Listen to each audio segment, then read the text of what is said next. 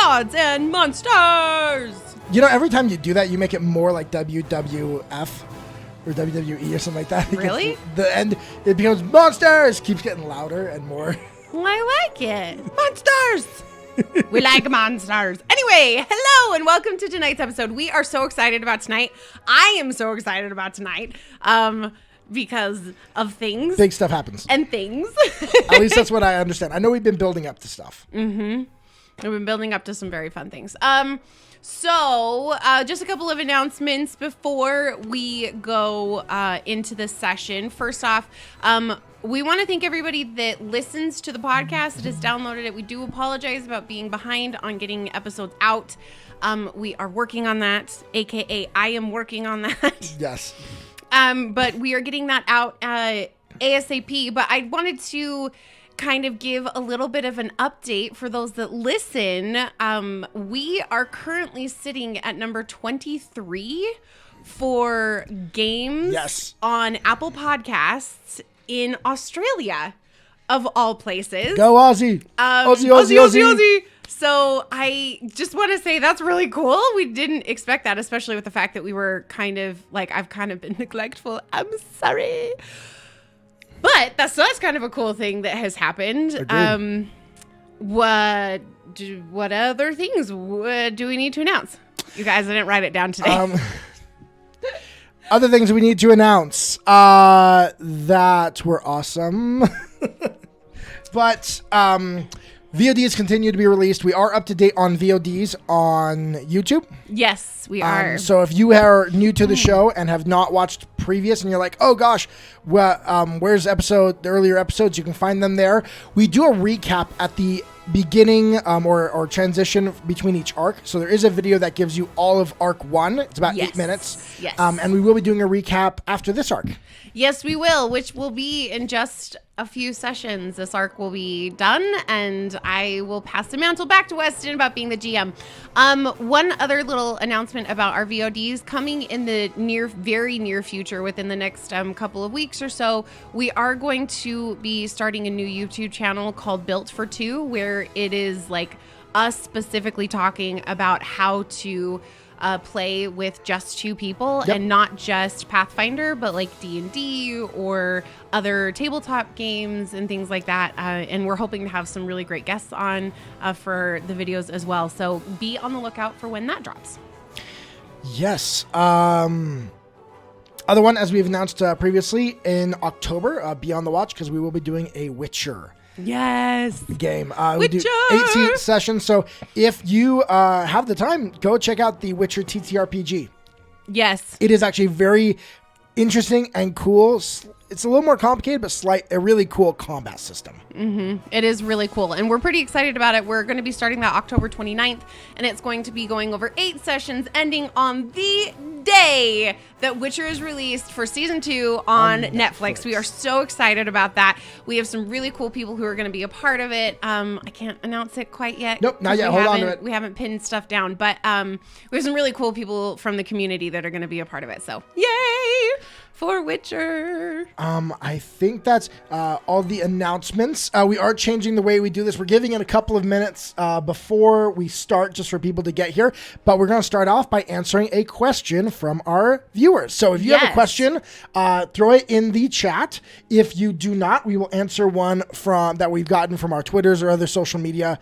But if you're here and you're here live, you are first in importance. So yeah, if you have any questions, just drop them down in the chat. And if you want to follow us on Twitter, over there? It's over. Which way? I don't know. Over there, that way. That way, I think. But if you want to follow us on Twitter, it's at Party of Two RPG Live, and I run our Twitter, and I'm really, really active on there. So please feel free to go do a little follow. Come in down there. Okay. So we are going to go look at the questions on Twitter. That is if I can find it. Hold on, you guys. I had it and then I lost it. I had it. I lost it. I had it. It's okay. Come on. I just gotta go back to it. There it is. Okay, so This was a question asked by One Night Cast. They asked, what inspiration do you draw from other media? Does this change what you emphasize or play down in your interpretation of the PF world? I thought this was a really good question. I really liked this question. Yes. I think that it is impossible to create in a vacuum. So I definitely feel like we have to, both of us are inspired by different media. I feel like I am way more inspired by epic fantasy novels in this setting than I am in like movies or whatnot. So I feel like things like the Wheel of Time books, the Sword of Truth series, some urban fantasies that I've of course, read. you got your Lord of the Rings like that, but yeah. But even Marvel, like we've mentioned a couple of times in our talking about storytelling, like even Marvel and things like that. Good storytelling is good storytelling. It really, the genre doesn't change because in the end, you're telling a story about people. The situations those people might interact with change, but human beings don't really change. We're kind of the same and always have been. Well, and when you're telling a story like this, it's a human story that you're telling. So, I mean, that's like...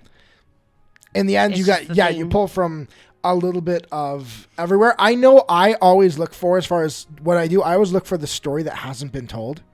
I look for the lore that has no answer. I know. He loves that. Like, when you've got a lore and it's like, they really haven't said anything on this, I'm like... You're like, nice. There we go. Like it. Well, because then I know that it's a story that I don't have to fight with someone else on if my interpretation is correct. Yeah. Because we don't know. So I can tell it, and they can go look as much as they want in lore, and guess what? You don't know. You don't know. And let's be totally honest, I'm not going to go digging that deep.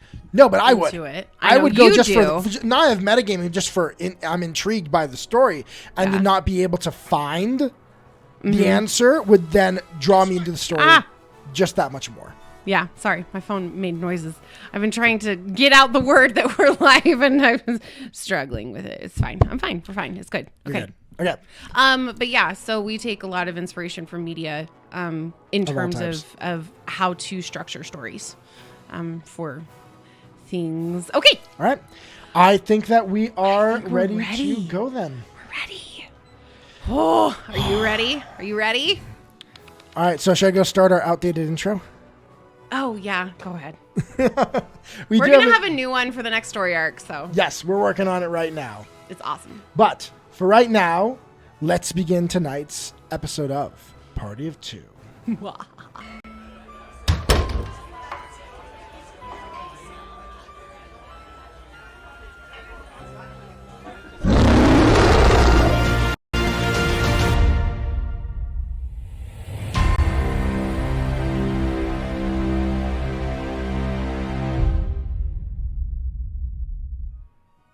And go. Welcome back.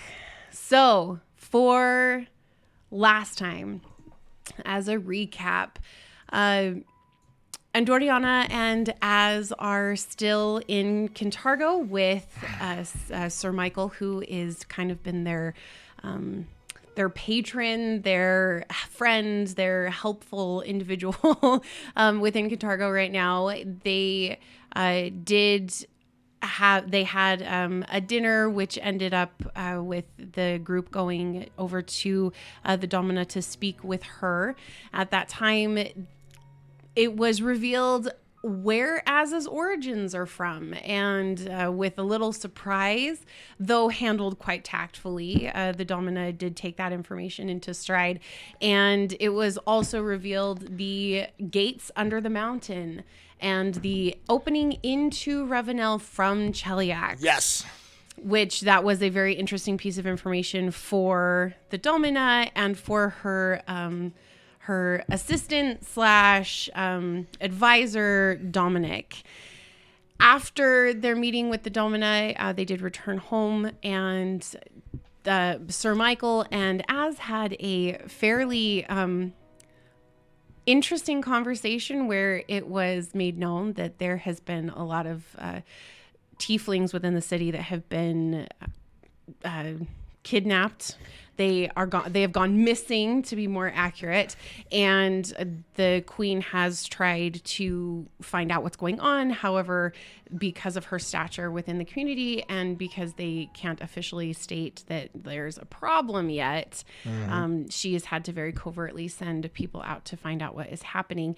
And Sir Michael warned as that there is an idea that there is a mole within the court, and that is why none of the No one knows about sting it. operations have been successful up to this point. So he was warning as to watch out for Anna, as she is a very beautiful woman and she is going to be at the ball. And she's a tiefling.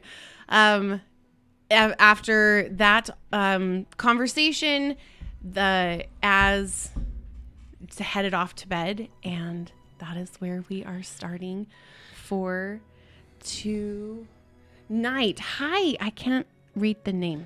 Active 6554. Active 6554. Hi, and welcome. You got it right in time. We just started. Okay, right. So, Az, what would you like to do?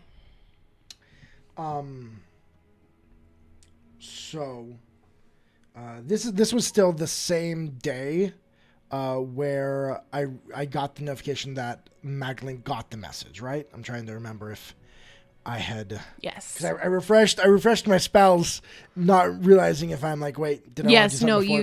You got the notification. Well, you actually got the notification late the night before. Okay, so I still have... so before going to bed, then I am going to cast this, right, I held on to it. I'm going to cast Dream Message.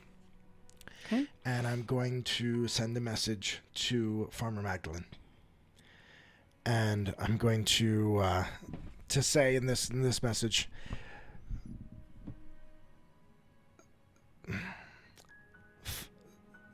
Magdalene, I understand you might not be in the city anymore, but I wanted to tell you that my mother is here. And she made contact with me, and I don't know what to do about this. I have never spoken to her before, and here she shows up. I have no one else to tell. And so I wanted to send you and let you know. If you are here in Kintargo still, then I would love to talk. The Domina is aware now that I am an agent of the network, and she seems open to helping, but I am not aware of the contacts of the network here, and could use some information regarding how the operations within Kintargo have worked.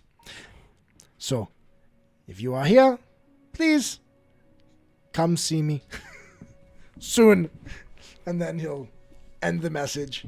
And then just, get ready for bed and lay down and try to sleep. Okay. As he thinks over and over again, do I go to the boat tomorrow, or do I not? And he lays there and does not sleep, is not quick to sleep. Okay, so you have a very restless night of sleep, and when you wake in the morning at the touch of the light coming through your window, you're very easy to wake. And it is fairly early in the morning still, probably about 5:30 or so. And you do get the impression with a quick beat of your heart, there's a feeling of warmth that sends through your entire body as you have woken up now from the night of rest, and you know that Farmer Magdalene did get your message. During the night. All right. Yes, during the night. And in the with Dream Message, she can't respond in any way, so nope. You don't know I wish if she's coming, but Yes. So it is now morning. You are one of the first awake at this point. So what would you like to do? He will get up, Okay. get into his normal clothes. Quickly, he is used to being in his attire. Mm-hmm. And then I'm going to open the door and peek around to kind of see, like, are people up and moving around, or like, is it still pretty quiet house? It's fairly still. You can hear in the farther reaches into the home itself that there is some movement, bustling happening farther away. But in terms of all of that floor, that's all the sleeping arrangements, whatnot, there's really not any movement. How far am I from Anna's room? Not far. She's just at the end of the hall. Okay. Az is going to as quietly as he can. I don't know if you want me to roll a stealth check. Let's roll a stealth check. All right. First roll of the night. First roll. Come on. That's a 3. Well, your dice tray is kind of slanted if you want to put it on flat ground. All right, let's put it here in the middle. Okay. Let's try this again. That's better. That's a 16 plus 10. It's 26. 26. Okay. Yeah, you're totally silent. There's nobody knows that you have walked down the hall. As I walk up to Anna's door, and then I will knock. Just quietly, not trying to like make it echo or something, just enough to try and tap, tap, tap. Mm-hmm. Hoping that her Hell Knight training has her used to be waking up early. Well, as soon as you do that, you hear message. Bruce, shh, Bruce. But it's not a full blown bark. It's just a kind of like a startled Bruce, sound. Bruce. And you hear a little bit of movement and then footsteps towards the door. And Anna does open the door. She's in kind of a sleep, like a nightie kind of thing. And she's wrapping kind of a robe around her. And Bruce is sticking his nose out to figure like, who is it? What is going on? And it's very sleepily. She's kind of rubbing her eyes. She's like, Az, what are you doing? It's really early in the morning. I thought you would be used to early mornings. I know, but No, it's fine. I'm already awake. Come in. And she opens the door the rest of the way and kind of ushers you into the bedroom. And as walks in, kind of looking around. I haven't been in this room yet, I imagine. Just kind of looking around, seeing what I see in the room. Like, what's the room like? Similar to mine, or? It's very similar to yours. It has a very nice bed with a vanity to the side. However, there is a little bit of a sitting room in hers. Okay, good. So it is a little bit bigger than yours was or is, but there is a little kind of breakfast nook. Az will find the closest chair. Or place to sit that he can find. Okay, yeah, that's over by the breakfast. And he's going to walk over and just sit there, kind of not quite looking up at Anna yet, just kind of looking down at the ground, kind of tapping his toes and stuff like that. Anna reaches over against the wall, and there is a rope cord, the same one that you have in your room, and she pulls it, and in the distance you hear like ring. Wait, what's she doing? And within a minute or two of you sitting there, coming to the door is a servant. Oh, shoot. And she opens the door for the servant. She says, can you please bring a cup?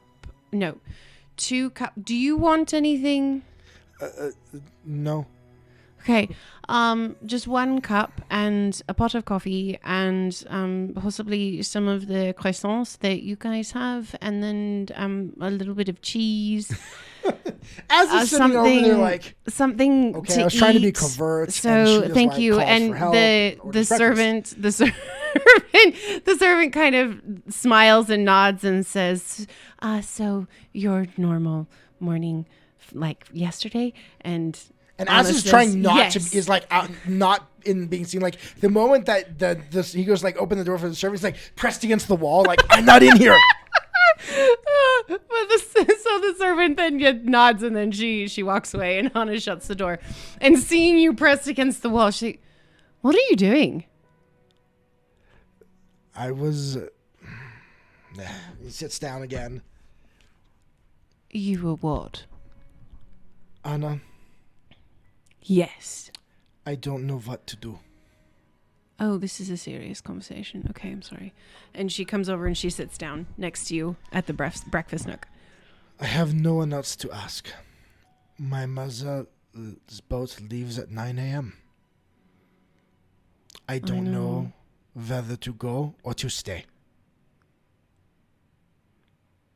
Well, if I told you you can't go, how does that make you feel? You're not allowed to go. Relieved? But there are questions that I do have. Well, she's your mother.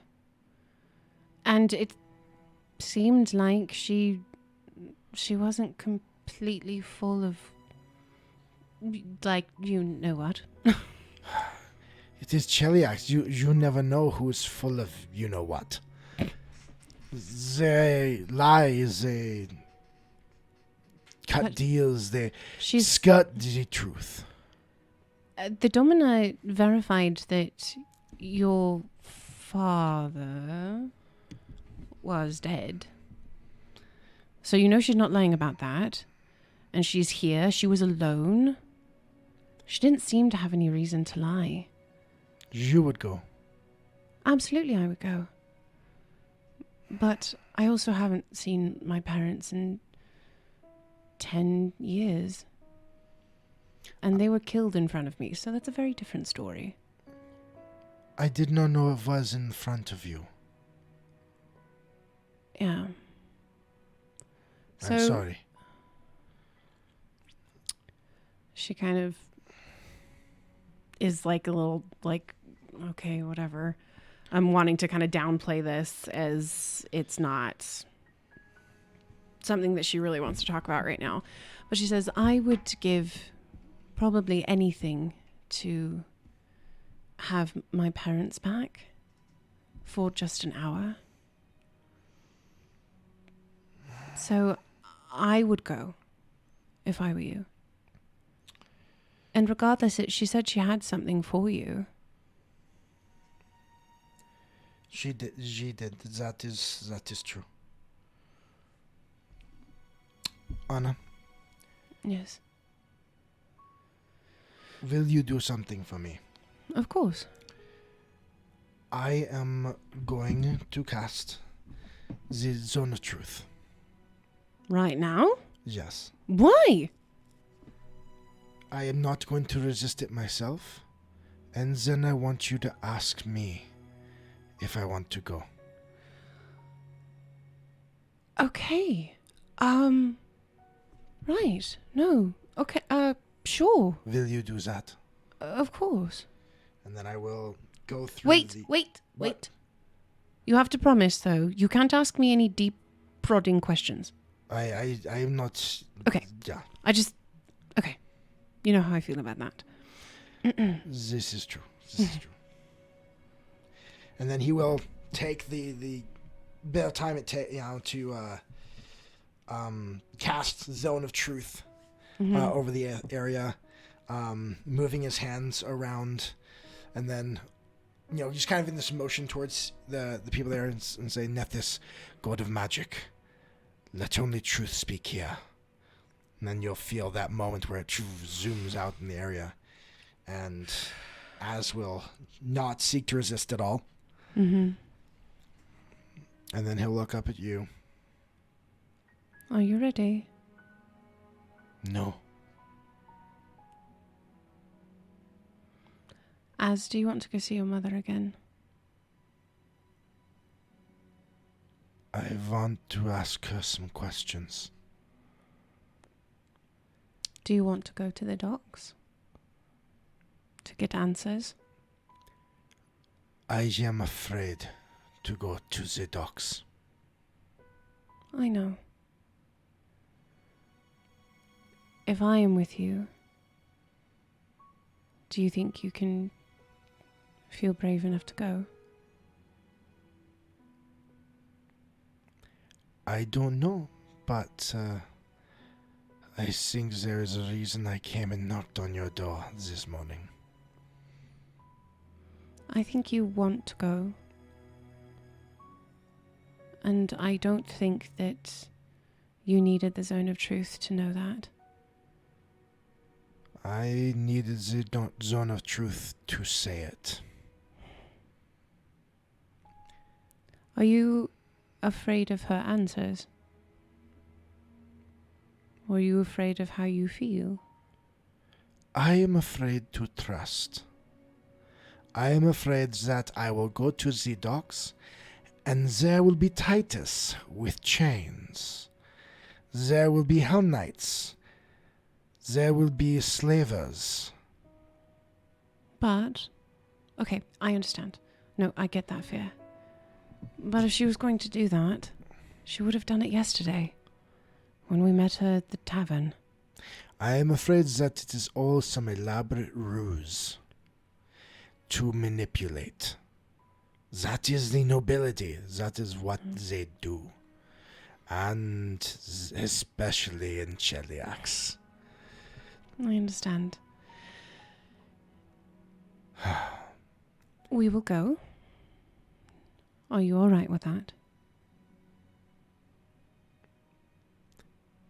As all right as I will be, I think, with staying. I don't think I'll be all right either way. Okay. That's fine.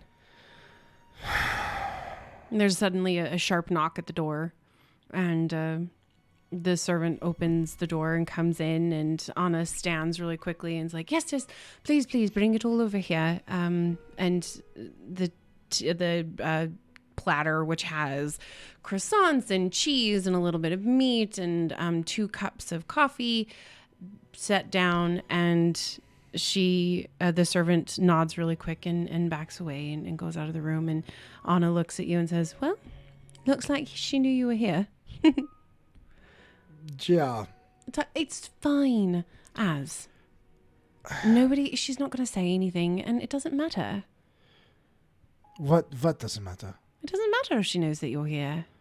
It's less that. I mean, it's not true. It's still going. Mm-hmm. It's less that. It's that I am not used to showing vulnerability. I am not used to showing when I am not okay. And I am not comfortable with people seeing that I'm not okay. I understand. That's the life that you had to lead. You had to hide everything. This doesn't make sense. Okay, what? I am not okay with people seeing when I am not okay. Why did I come here to your room?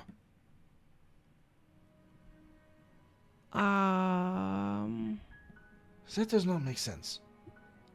Do you see me as a friend? And as Zone of Truth, yes. But yes. Do you see me as someone you can trust? Yes. Well, the Zone of Truth thing is. I've used it often on exactly, right? It's not something that you necessarily like. Well, it's not that. It's just weird. And I don't like it. I tend to think everything through before I answer and say just the right thing. So to simply say the truth is weird. Wow. You're doing well. And the Zone of Truth only lasts for 10 minutes, yep, right? 10 minutes is all. Okay. All right. So by this point, I'm going to say it's probably starting to... What I imagine I'd know kind of what time it is right now. I mean, if it's just sun's just coming up at 6:37 a.m. Well, you woke up at about 5:30, probably the amount of time that it took you to get in there, and so we're in like summertime, not. It's like 6-ish right. At this point. 6, yeah. Well, we have some time, I guess, before we go. Yes, and Ulfric said he was going to come, but not until late morning. So, He probably won't be here until like 11. Yeah, I did not want him to come see the Fräulein often come. No, I can imagine you wouldn't. But we could go explore for a little if you want, or we could just hang around here until it's time to go down to the docks. They're not very far away. This is true. It is not. Is the city like what? I know in Cheliax, they woke up late because these devils like to be there in the night. I'm not sure what time they awaken here. Oh, we do. We were given this. I still have the note from Michael, and I show it to Anna, showing the money that we can get from the counting house. Okay. How much was that again? 200. 200, okay. 200 gold. Anna takes it from you and looks at it really quickly, and her eyes bulge out really big, and she's like, "He gave us this money?" Well, we did save them from the what was those things that attacked? They were bugbears. Yeah, those things. This is a lot of money. Even between the two of us, it's 100 gold each. Yeah, And I already have 80. that is okay. What do you mean that's okay? That's more money than I've ever had in my life. I was raised in a nobleman's house, Anna, so for me, that is... He would give me that in a day to go run errands. Well, yes, but it was never yours. It was always his. True. So you may have held that amount of money in your hands before, but you've never had freedom with it. Well, I have. I simply stole it. All right, fine. But I'm excited about it. That's a lot of money for me. There are definitely things I think that we need. We have been on Exactly. the road. We have been fought multiple things, and with the situation the other day with the ruffians in town, we should be prepared. Yes, I imagine we should. I mean, my sword is wonderful, and she does look over at it kind of longingly next to the bed because it's her sword. Yes. And she says, but it would probably be quite nice to have some type of upgrade on some things. So we should... what time would the counting house open? I do not even know. Should we ask one of the servants? Yes, I think so. I think we probably should do that. And she gets up and goes over to the door and she opens it and she's like, now, if I'm going to actually get dressed, you have to leave. Yes, of course. So, I will meet you downstairs in like 10 minutes. Are you going to wear your armor? No. Oh, okay. I do have clothing besides that Sir Michael gave me. It is what you wear all the time, so I know. Sir assumed. Michael gave me a few different things of clothes to wear. They are all dresses, which is fine, but I'm not wearing any of the shoes he gave me. Those are absolute bloody torture. That is the stupidest thing in creation is heels. I imagine the zone of truth is completely worn off now. Yeah. Dang it. I was going to ask her, Quinn, tell me what you really think of the dress. So she's like, so I will come down and I will be dressed and then we can kind of decide what we're going to do from there. Yes? Yes. Okay. Yes. Perfect. I'll see you in 10. And she kind of shoves you out the door and shuts the door. And as will, with this, he'll just go and he's already dressed. He got dressed before he came out. He is going to find a open window or balcony or somewhere just to kind of look outside. And just kind of sit there and think and try and process what he's about to do. Are you going to get dressed? I'm already dressed. I thought I got dressed before I came over. Oh, you did? Okay. You got dressed. Awesome. Fantastic. I am in my clothes. Are you going to bring anything with you or downstairs or just... I have all my stuff with me. I got my staff and I got my bag of holding Okay. and I carry all my stuff with me. Okay, the character just told the GM. As an agent like that, it's like used to carrying, being ready to move at a moment's notice. Okay, so you kind of hang out for a minute, but then go downstairs, and Anna is down there waiting near the front parlor area, just standing, and you see she has on a fairly simple yet very elegant gown. It's obviously a gown that was made for a lady, and it's a deep purple, like a royal purple color. Okay. And it goes all the way to the floor, very straight, smooth lines. And she sees you approaching, and she lifts up the leg of the skirt a little bit, and you can see she has her boots on. And she said, "I told you, absolutely never wearing those shoes."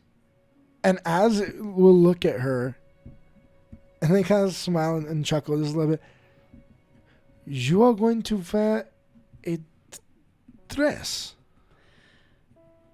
Well, I kind of have to, unless I want to wear my armor, and I don't particularly want to at the moment. Then, I mean, as obnoxious as the dress is, you should feel the fabric.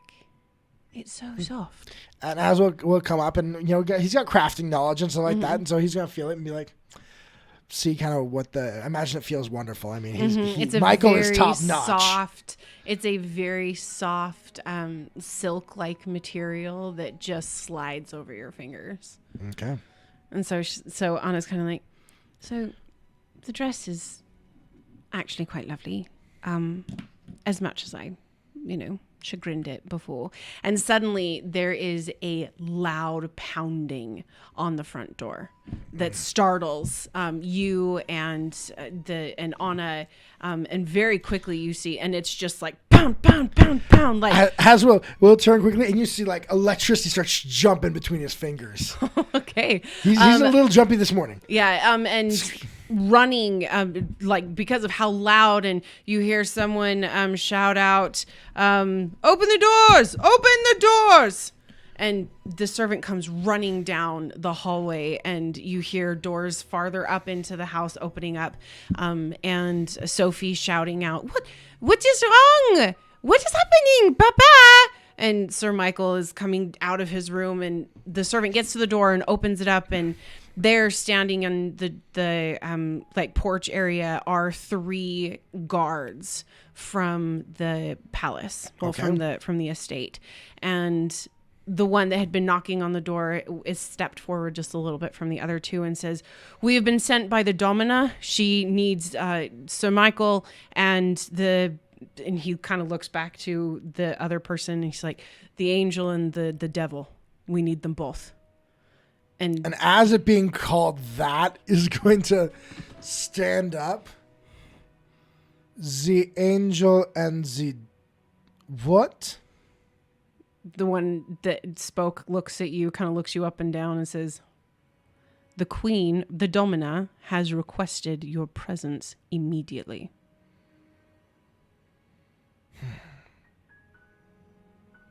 Well, you do not need to be rude about it. And Sir Michael, I don't have intimidation. Sir Michael comes down the stairs and says, "You are waking us up in the early morning. But we cannot be prepared to go." And the guard says, "We will wait. We will stay until you are ready to leave. You have 5 minutes." And the Sir Michael says, "Okay." And he turns around, and the few servants that had come out, he says, "Okay, very quickly, we need to be ready to go. Go get the carriage and prepare all of the things." And he turns around and he kind of shuffles back upstairs quickly, and you guys are left there in the entryway with the 3 guards and like one of the servants just kind of standing there.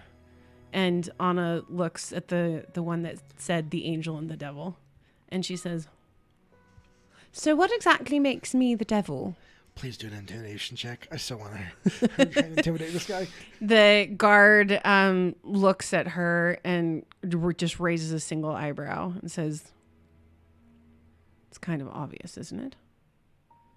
And Anna just kind of sits there and finally says, "You do realize that this devil that you're talking to is a Hell Knight.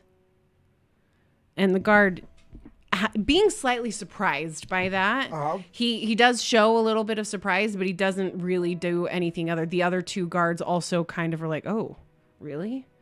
And then they look at her attire from head to toe, and she's like, oh, damn it. This is the one day I should have worn my armor. This is the stupidest thing. And she decides to not continue to pursue this line of thought, considering she's in a freaking dress and not in her armor. Sir Michael comes running back down the stairs, and he, in a flurry of movement, is finishing buckling up pants and pulling a jacket over his shoulders, and he says, okay, I believe the carriage should be ready by now, and we can go. Would you, and motioning to the three, would you three like to join us in the cart, or are you going to go back by yourselves? And the head guard just says, we will accompany you. And it's like, okay. You leave, go out the front door. And there are 3 horses already there, and the carriage has been brought around, and the 3 of you pile into the carriage, and the driver does a really quick whoosh with the whip, and you guys get going down, and you hear the clop, clop, clop, clop, clop, clop, clop, clop of the horses behind you as you're going to the palace. And Anna looks at Sir Michael and says, what is going on? Why does she want us? And why in the bloody hell did they call us the angel and the devil? We have names. This is very strange. And Sir Michael says, this is very strange indeed. I have never been brought this quickly to someone, to the Domina or anyone. So you can see he's extremely flustered. I would like you to give me a perception check for as you guys get closer to the estate. Okay. That's Cox. It's a 5 plus, I believe 13, so it'll be an 18. Okay. Yeah. Okay. So as you approach, you do see that there are more guards. There's a lot more motion and movement than there was the day before when you guys had been there. But you do manage to get through the gate fairly quickly. Question. Yes. Is Anna wearing her necklace? Yes. Okay, good. She is. But you guys get ushered in through. This time they did not do any kind of checking of your of the carriage, and they just sent you right through. The 3 guards get off of their horse and said, we have been instructed to follow you anywhere you go on the grounds. We are not here for to prevent you from going anywhere. We're just here to keep you safe. Are these the same 3 guards? Mm-hmm, the same 3 guards.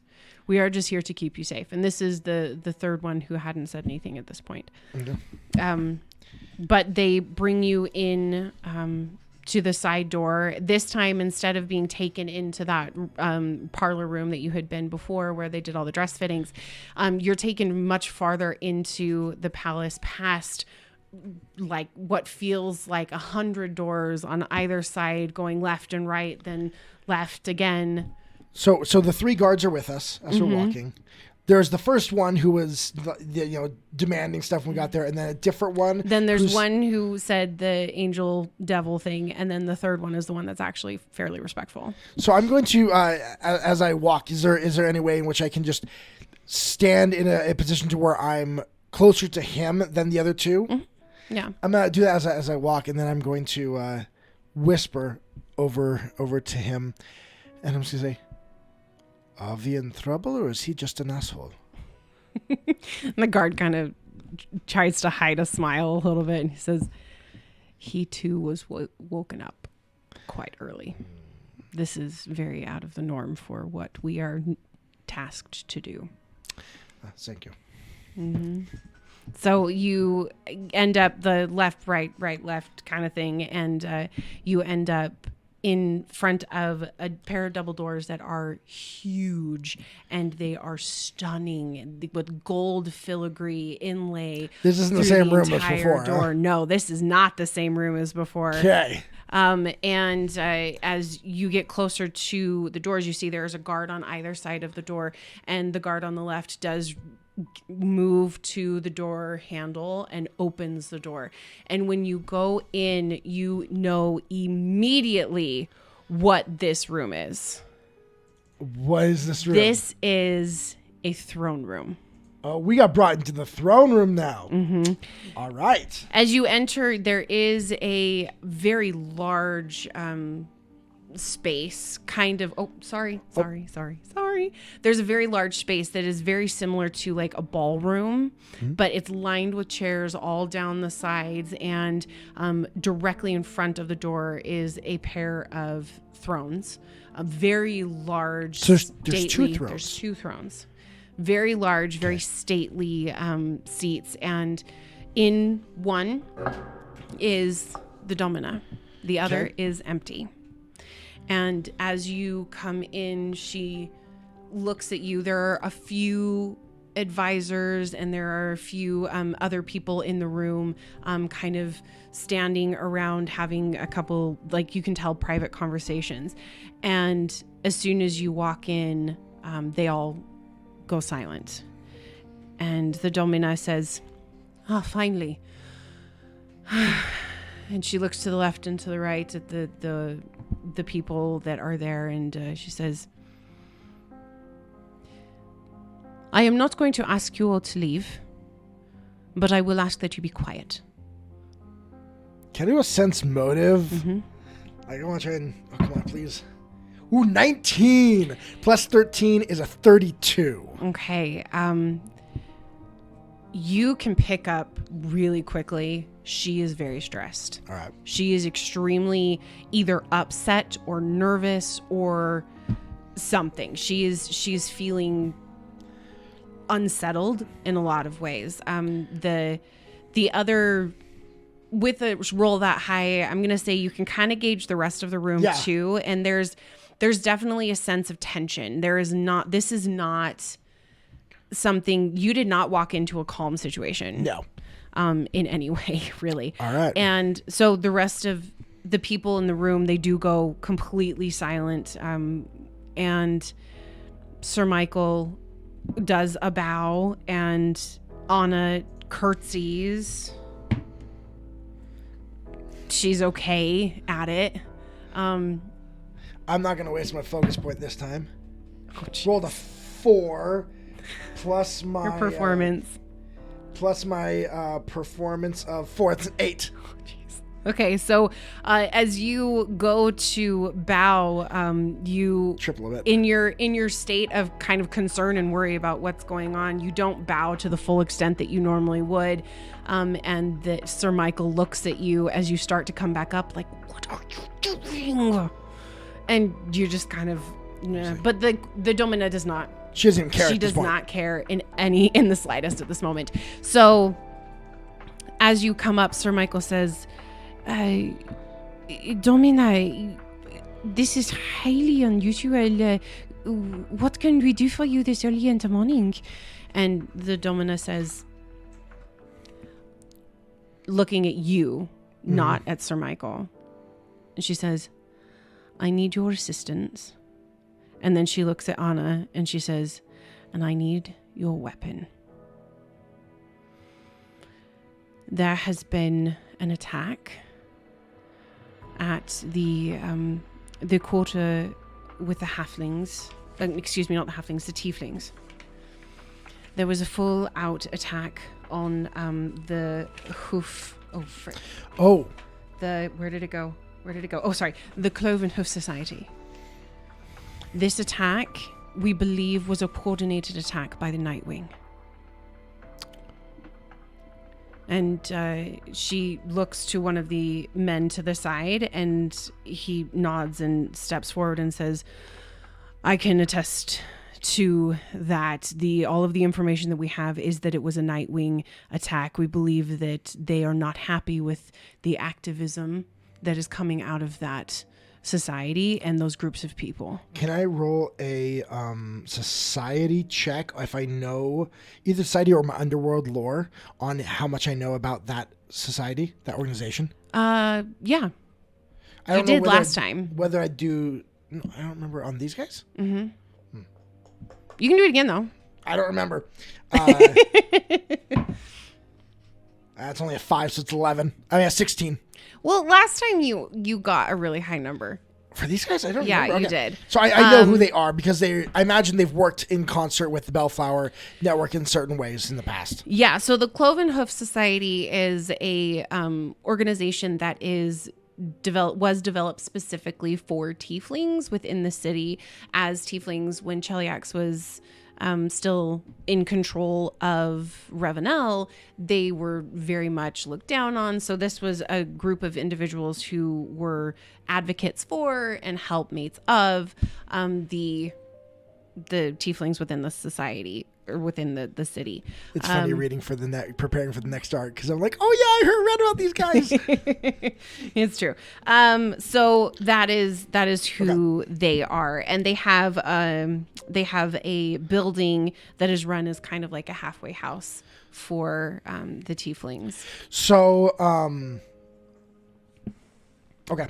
All right. So he talked about how they're sure that's the Nightwing. Mm-hmm. We know the attack came in the middle of the night when there were quite a few tieflings in the home, in the halfway house, and it looks like their objective was not to take, but to incite fear.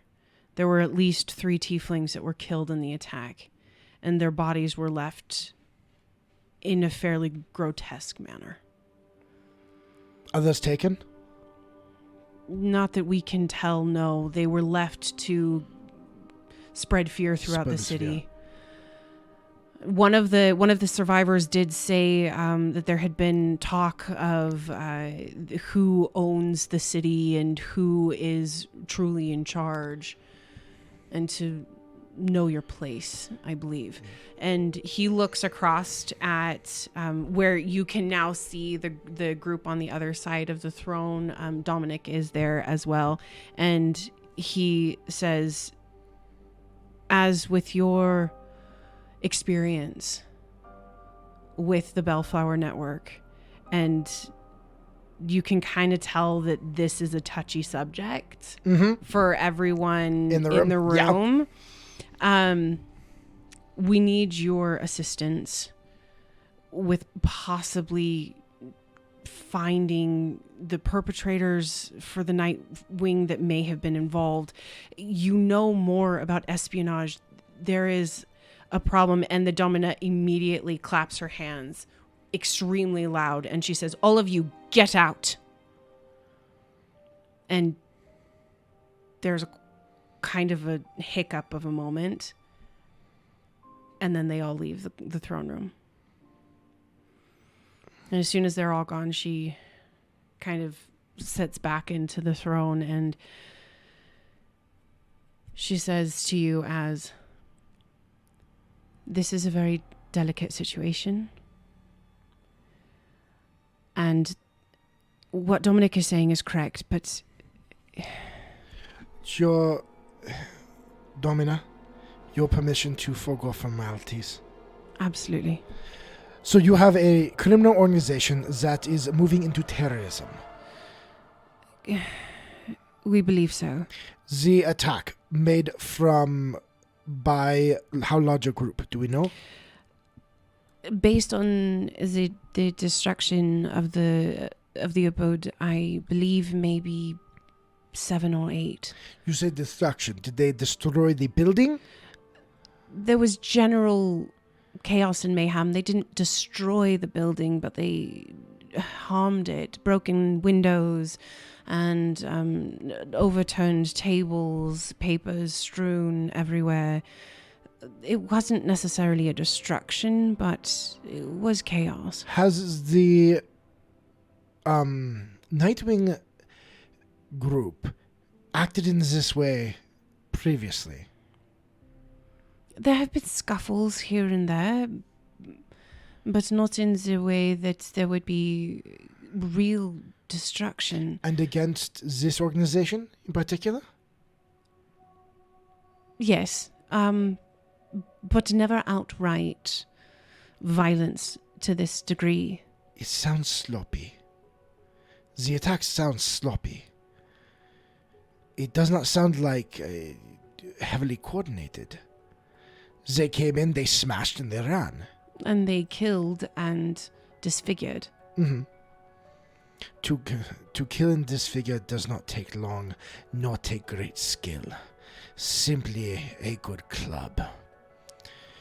Which is why we need your help. I believe, and my advisors do agree, but they don't see it the way that I do. There is a mole, there is someone in the council or in my own court. Someone is leaking information. And we believe that this latest incident is more of a direct line to me, a message to me, to stay out of the business of whomever is controlling the underground. Well. So this is where you come in. Tonight at the ball, every member of court is going to be there. All of the heads of state, all of the important individuals of Ravenel. Mm-hmm. I would like you, at all possible, to look at 2 individuals for me. Of course. Get close to them, try and figure out who they may be connected to as the ball goes on and more of the libations are taken. There's going to be significant tongues that are loosed. I am well acquainted with this is my expertise. Mm-hmm. I am at your disposal. Fantastic. She looks at Anna and says, and you need to be his arm. If he gets into any trouble whatsoever, I want you next to him through the entire night. Do you understand? And Anna nods and she says, of course, Your Majesty. I mean, yes, of course. And she kind of steps back slightly, and the Domina smiles just a little bit and says, you look quite wonderful in that dress. And Anna's like, thank you. And she looks back at you and says, by the end of the night, any information that you can get at all, I want you to bring to me. Yeah. Yes? Yeah, of course. Thank you. Okay. And Sir Michael looks at her and says, was there anything wrong with the dress? And the Domina just smiles and says, no, Sir Michael, there's nothing wrong with the dress. It is absolutely perfect. Domina, do we have your permission to investigate the site? Oftentimes, the easiest way to catch someone is in details they should not know. Yes, absolutely. And she does snap her fingers and a door opens, and one of the servants come in and she says, I need you to get Captain Rogers, please. And Captain Rogers! Captain Rogers!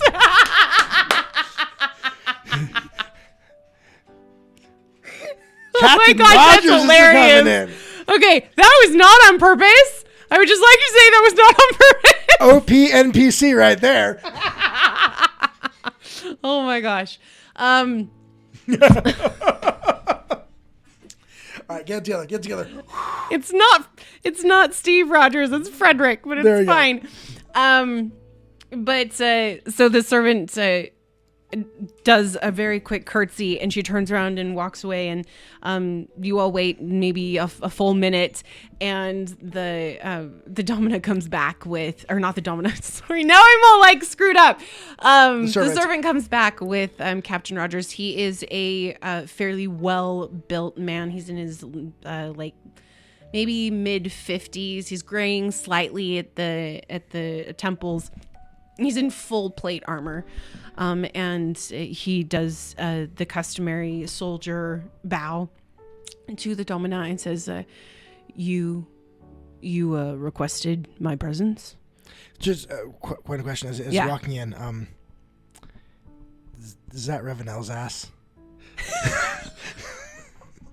No, that's America's ass. Oh my God. I was like, how's his butt? Yep. He's got a really good butt. He's the captain of the guard. So he's an older gentleman, though. So he's an older, he's at the prime, probably going to be retiring in the next, in the next little bit. But he's very well built. Very you can tell that he has a lot of hours of being a soldier and being a guard, and he's kept himself very much in physical condition. Very good.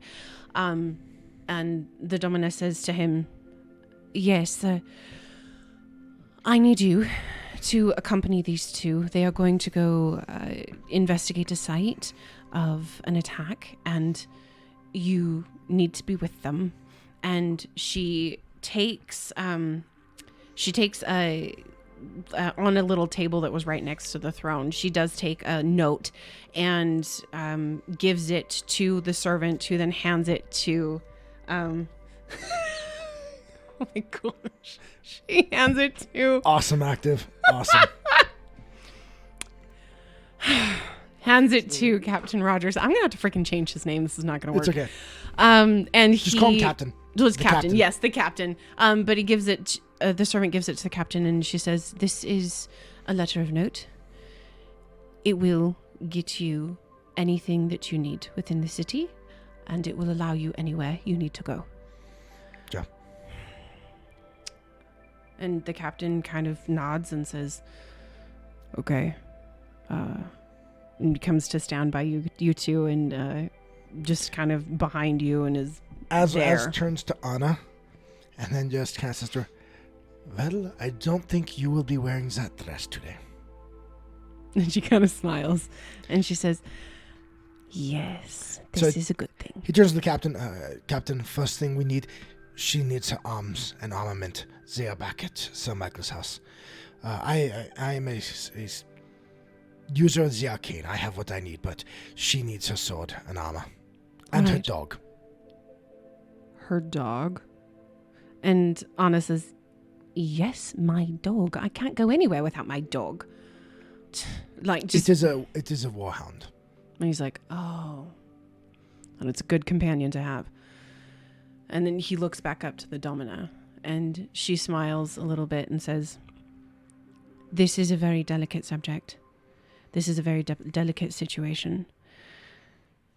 Please handle it as quickly as possible, as delicately as possible. And if it becomes known of any players that might be involved, don't start an incident, please." Yes. Domina, I look around. Do I see any guards in the room? No, there's just the Captain. Is there a... Give me one second. I gotta check one of my spells before I jump into this headlong. I want to check one of my spells real quick. Where'd it go? There it is. I can't keep Marvel out of my games, apparently. Okay, never mind. Duration's only 1 minute. Okay. As just simply nods. I will turn to the Captain. Is there a helm that we can get? What are you looking for? He turns to Anna. "We are noticeable. We want to be discreet. Oh. Can you wear a helm?" Well, yes. I mean, I have mine. Okay. Good. That's fine. She has a helm? Mm-hmm. Okay. Yeah, she does. She has the whole... She's... Oh, no, she doesn't. She has she the does not have a helm. She just has the breastplate. I forgot about that. Yeah, so she says, "No, I don't have anything to cover my head. But I could possibly pull it up." And so he just turns to him. "Do you have a guard nearby we can take a helm from? We can stop at the barracks on the way." We go. turns to Domina. Do we have your leave? And she smiles a little bit and she says, yes, you do. Thank you.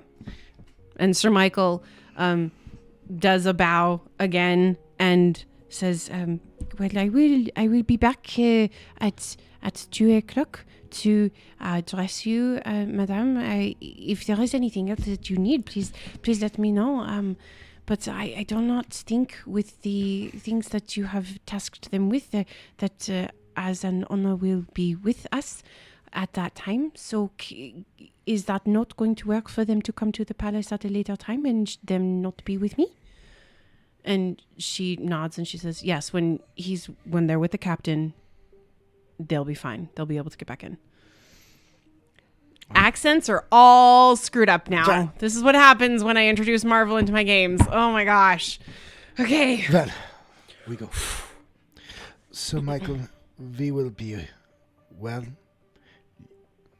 Take care of yourself and the ball.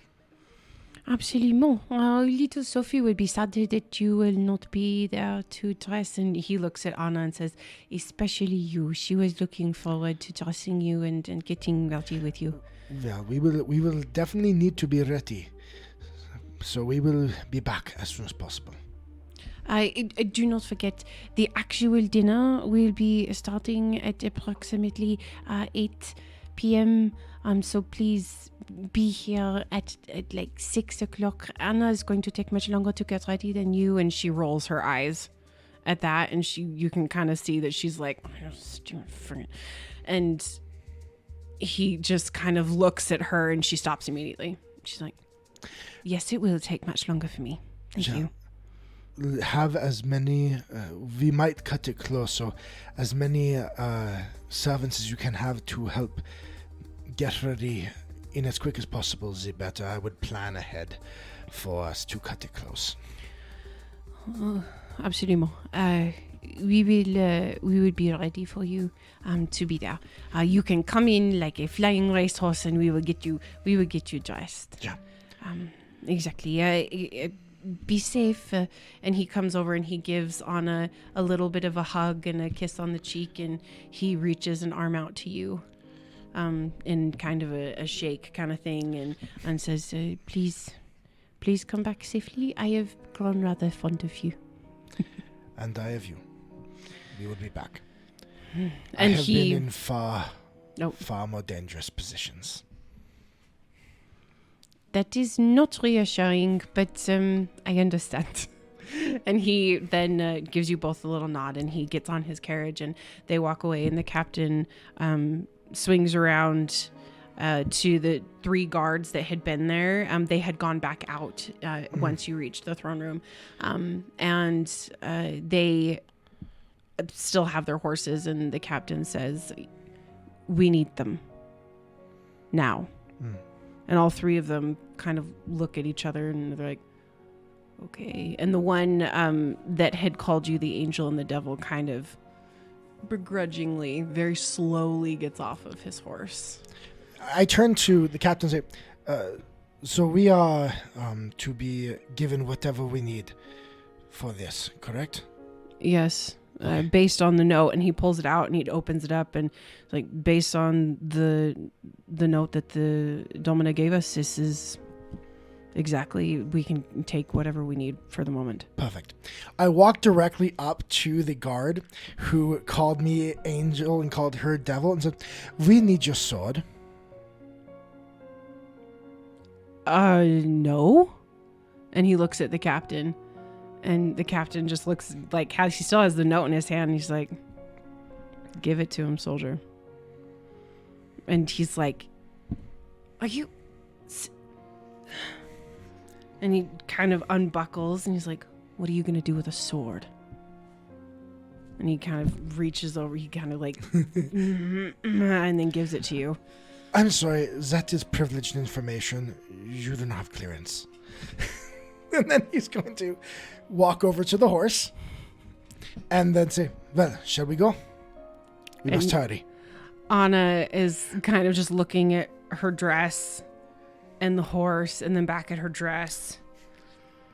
And then she takes one of the knives off of her necklace, and she takes it at the just at a high thigh level and slits it all the way down the side. Heck yeah. And then she hops on and is showing a dangerous amount of leg that is highly scandalous. But she does side saddle, or not side saddle. She does get onto the horse in a normal fashion. And she looks at you and she's like, I can't ride it the other way. And Az looks at her and says, not side saddle? No, not side saddle.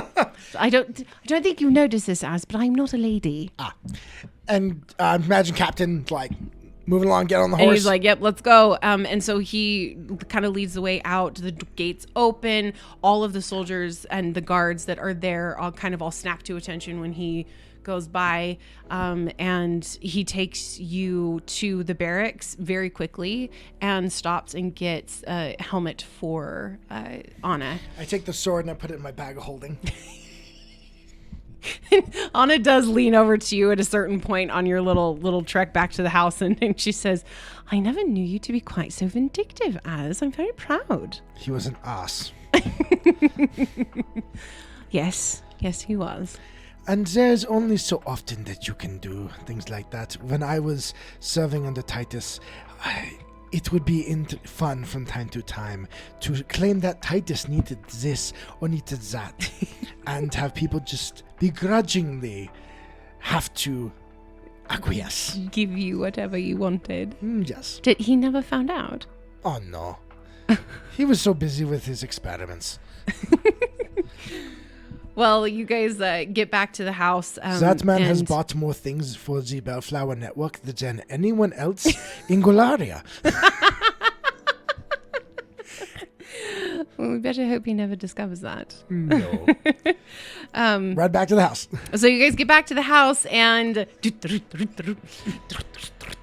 Anna runs inside and goes up the stairs, and she is changing. She is going to grab two of the servants to make it happen a little bit faster, but it's getting on the armor and whatnot, but it's still going to be like 15 minutes. I'll help her.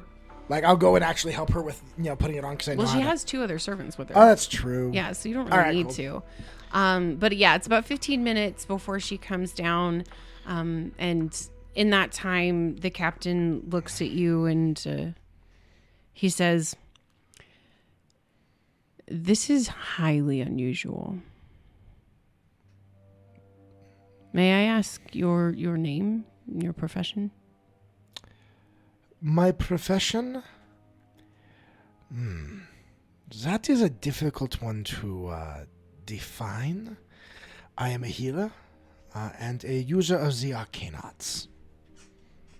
I would have expected you to be an investigator, considering where I know the Domina wants us to go.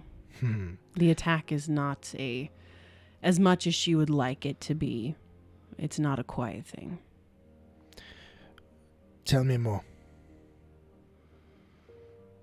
The prejudices within the city are still strong, and the tieflings are not treated well.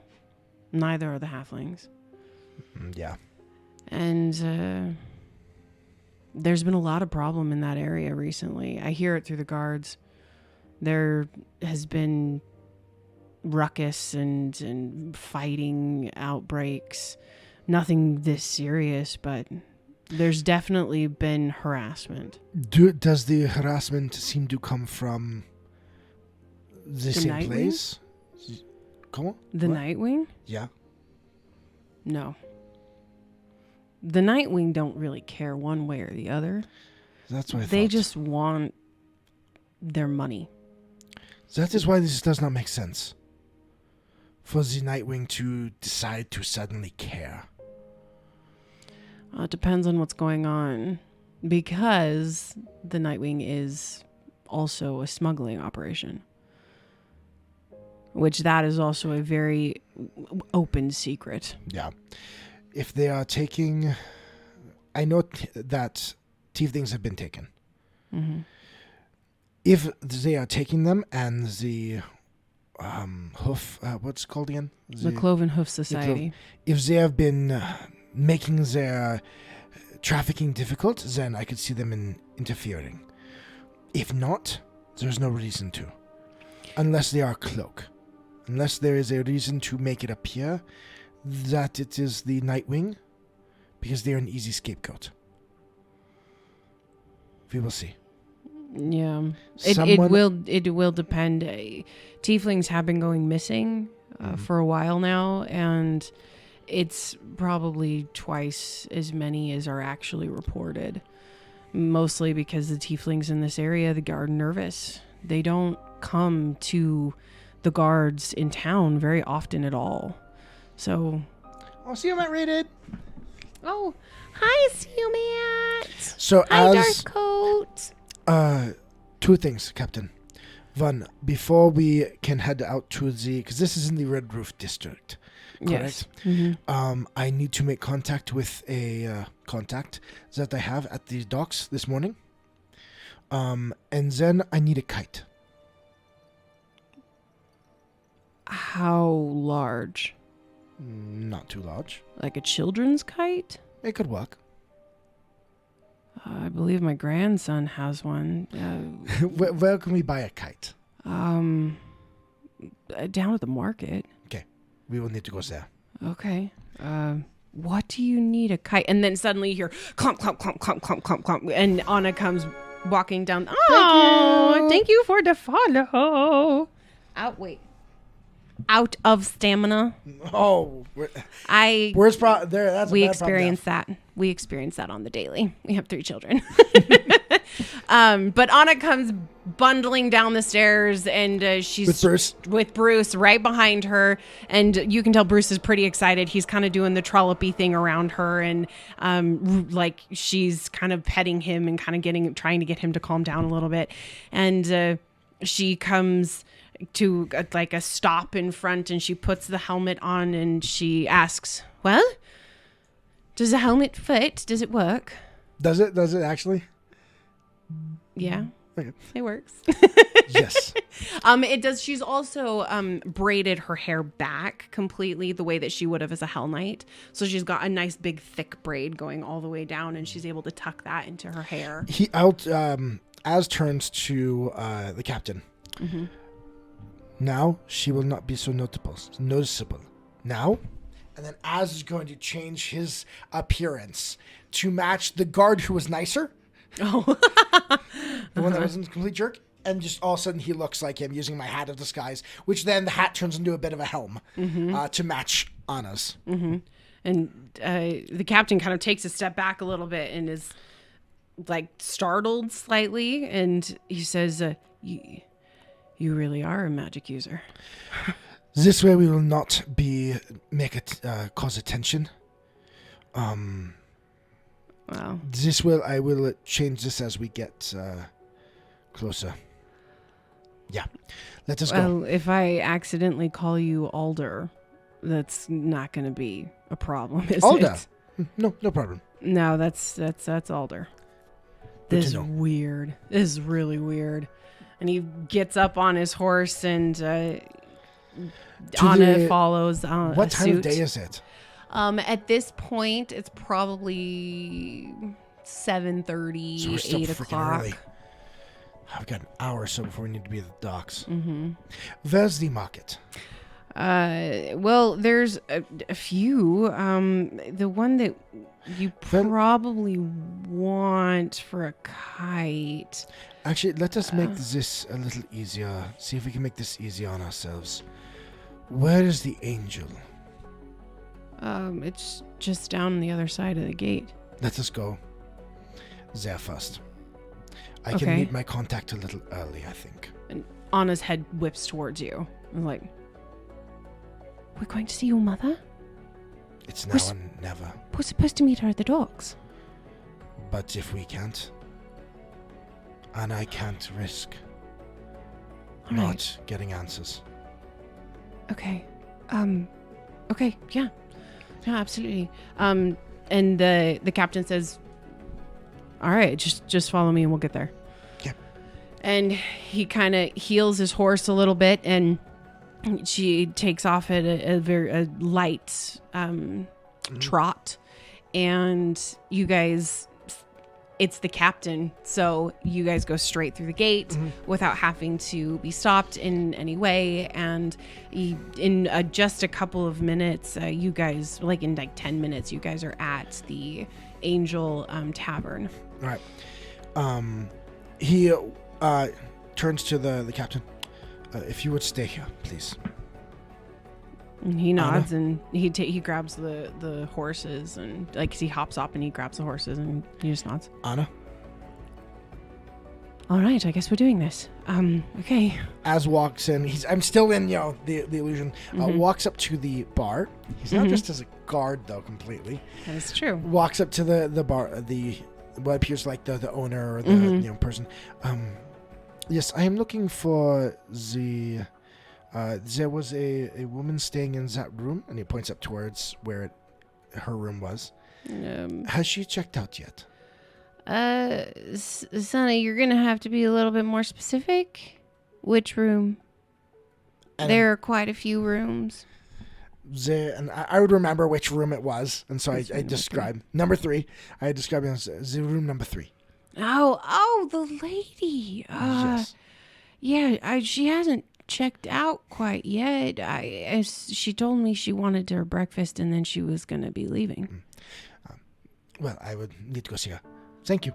Oh, okay. Okay. And it is unofficial business. All right. And then Az will walk up to the door. I imagine Anna following. Yeah, Anna's right behind you. And then he will knock on the door.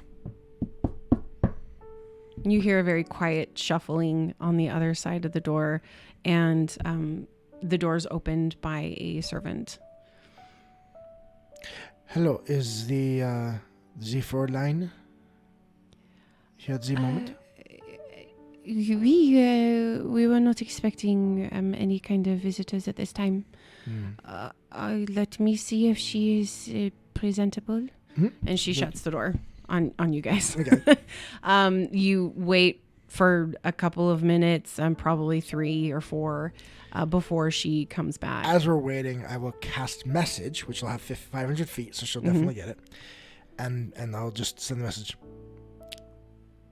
I cannot come at 9 to see dogs, so I have come now.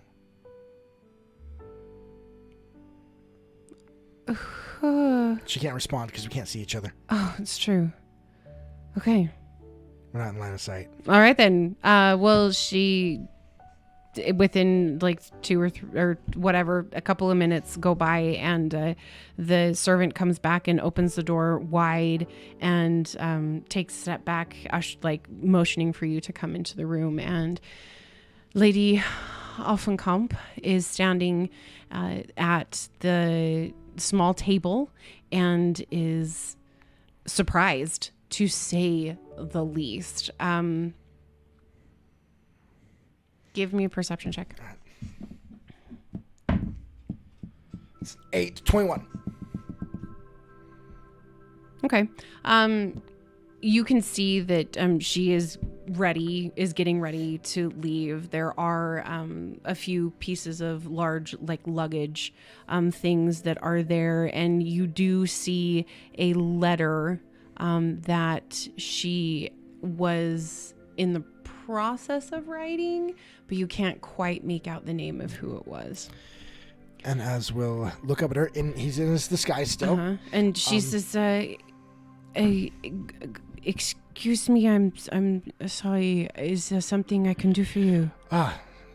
Fräulein, I'm so glad I found you. It is as if I was flown here on the wings of an angel. And she looks at the servant and she says, you can leave us.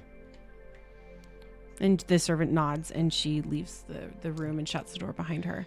And Lady Offenkamp says, I am to believe that you are Az. I am sorry to come in the disguise. We have been brought into the service of the Domina.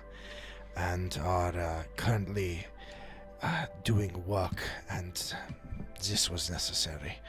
And I can only cast it once. So I can't drop it. I would have liked to have seen my son one more time, but I understand. I needed to ask you a question. Of course. Do you know why I am born like this? Any indication of why? You mean born as an Asmir? Yeah. We know it comes through the bloodlines. We know that there is a touch of divinity somewhere in our heritage. There were stories from a very long time ago,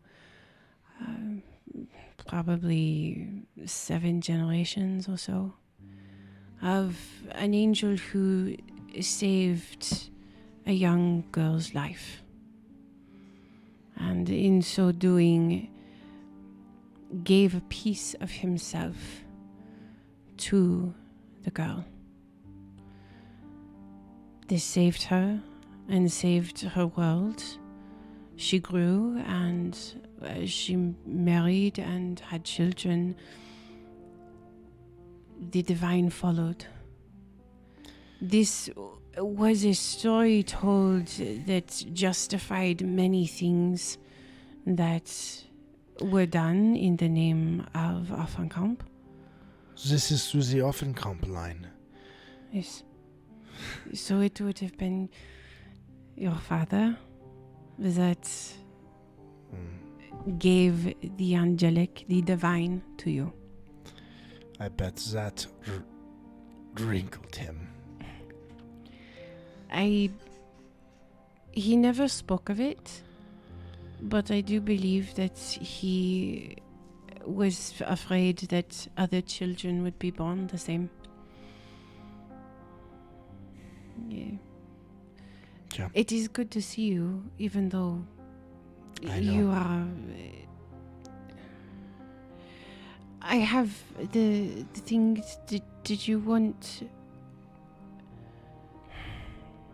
Did you want the things that I had for you?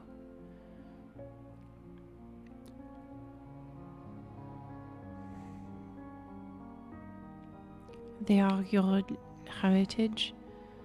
They are your legacy. But not Offenkamp.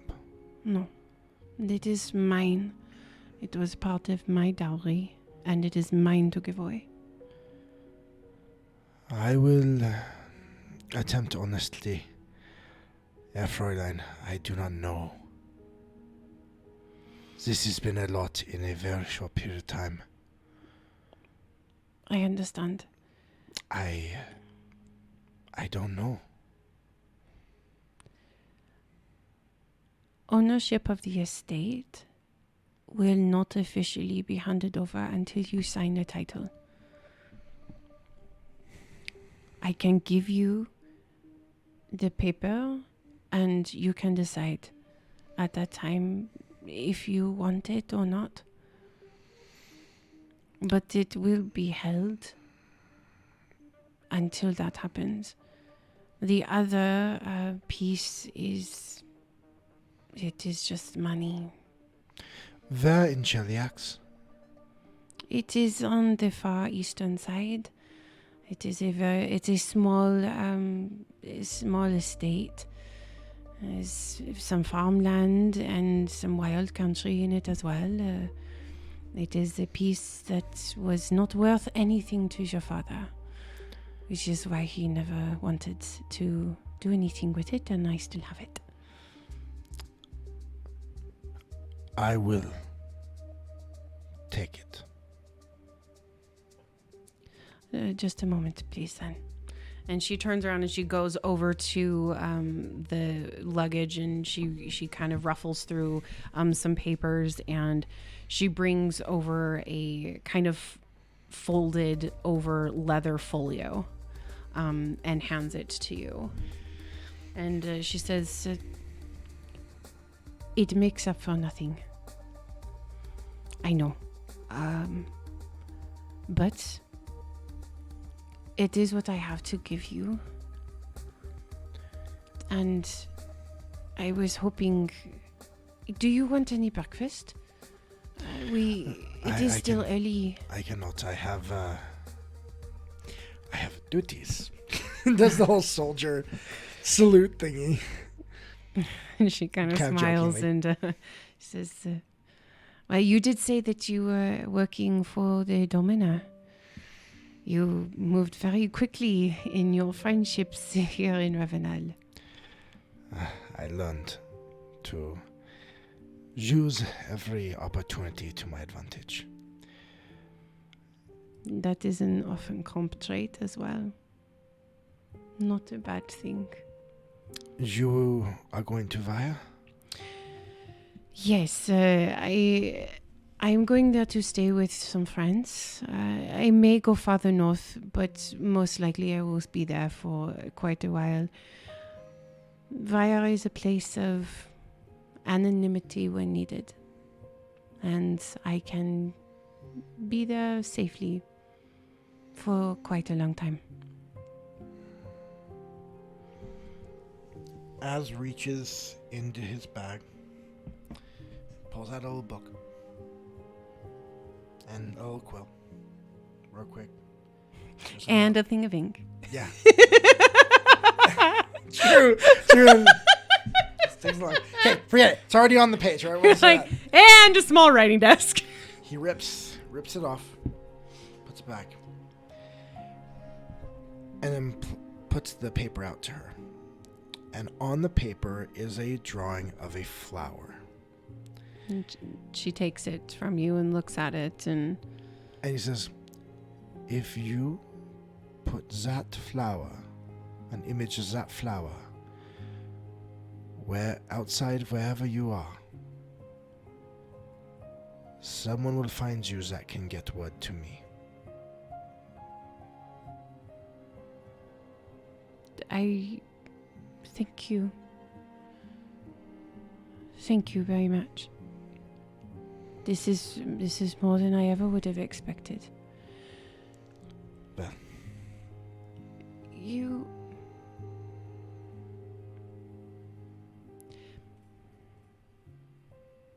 Thank you. And she kind of tucks it. You see, she tucks it into a pocket in her dress. Well, if there was nothing else, I will contact you. Possibly if I come back into Kintargo. Would that be acceptable? I would like to tell you about your brother and sister when you are ready. I know about my brother and my sister. You know their reputations. You do not know them. I saw them at many gatherings, Fräulein. You did not grow up with them. You did not get the chance. If you come back to Kintargo, I will know. Okay. But it was good to see you. And she looks at Anna and she nods and she says, it is good to see you as well. And Anna just kind of stands there still kind of like awkwardly and she just nods. Well, safe travels. You as well. And then Az will turn around and Charles? Az freezes. Doesn't turn around, but freezes. I love you. And walks out. Anna follows behind you and shuts the door. And with that, we're going to take a break. Yeah, jeez. Heavy. Whew. Heavy, hanging over my poor head. Anyway, Hi, welcome everyone that is here. I'm sorry that we couldn't. We're in the middle of something kind of intense. Yes. But hello. Just if you are a new viewer, just to give you a little capture on that, my character Az was sold into slavery and experimentation. He's an Azamir within the hours of birth. And has been a slave and a member of the Bellflower Network, a abolitionist group, all of his life. And that was his mother who came to see him after his father died. Found him a couple episodes ago, and that was them saying goodbye again. So heavy moments. Oh. But yeah, we're gonna take a really quick 5-minute pee Just break. 5 minutes. Don't leave. We'll be right back. Don't go anywhere. We'll be right back.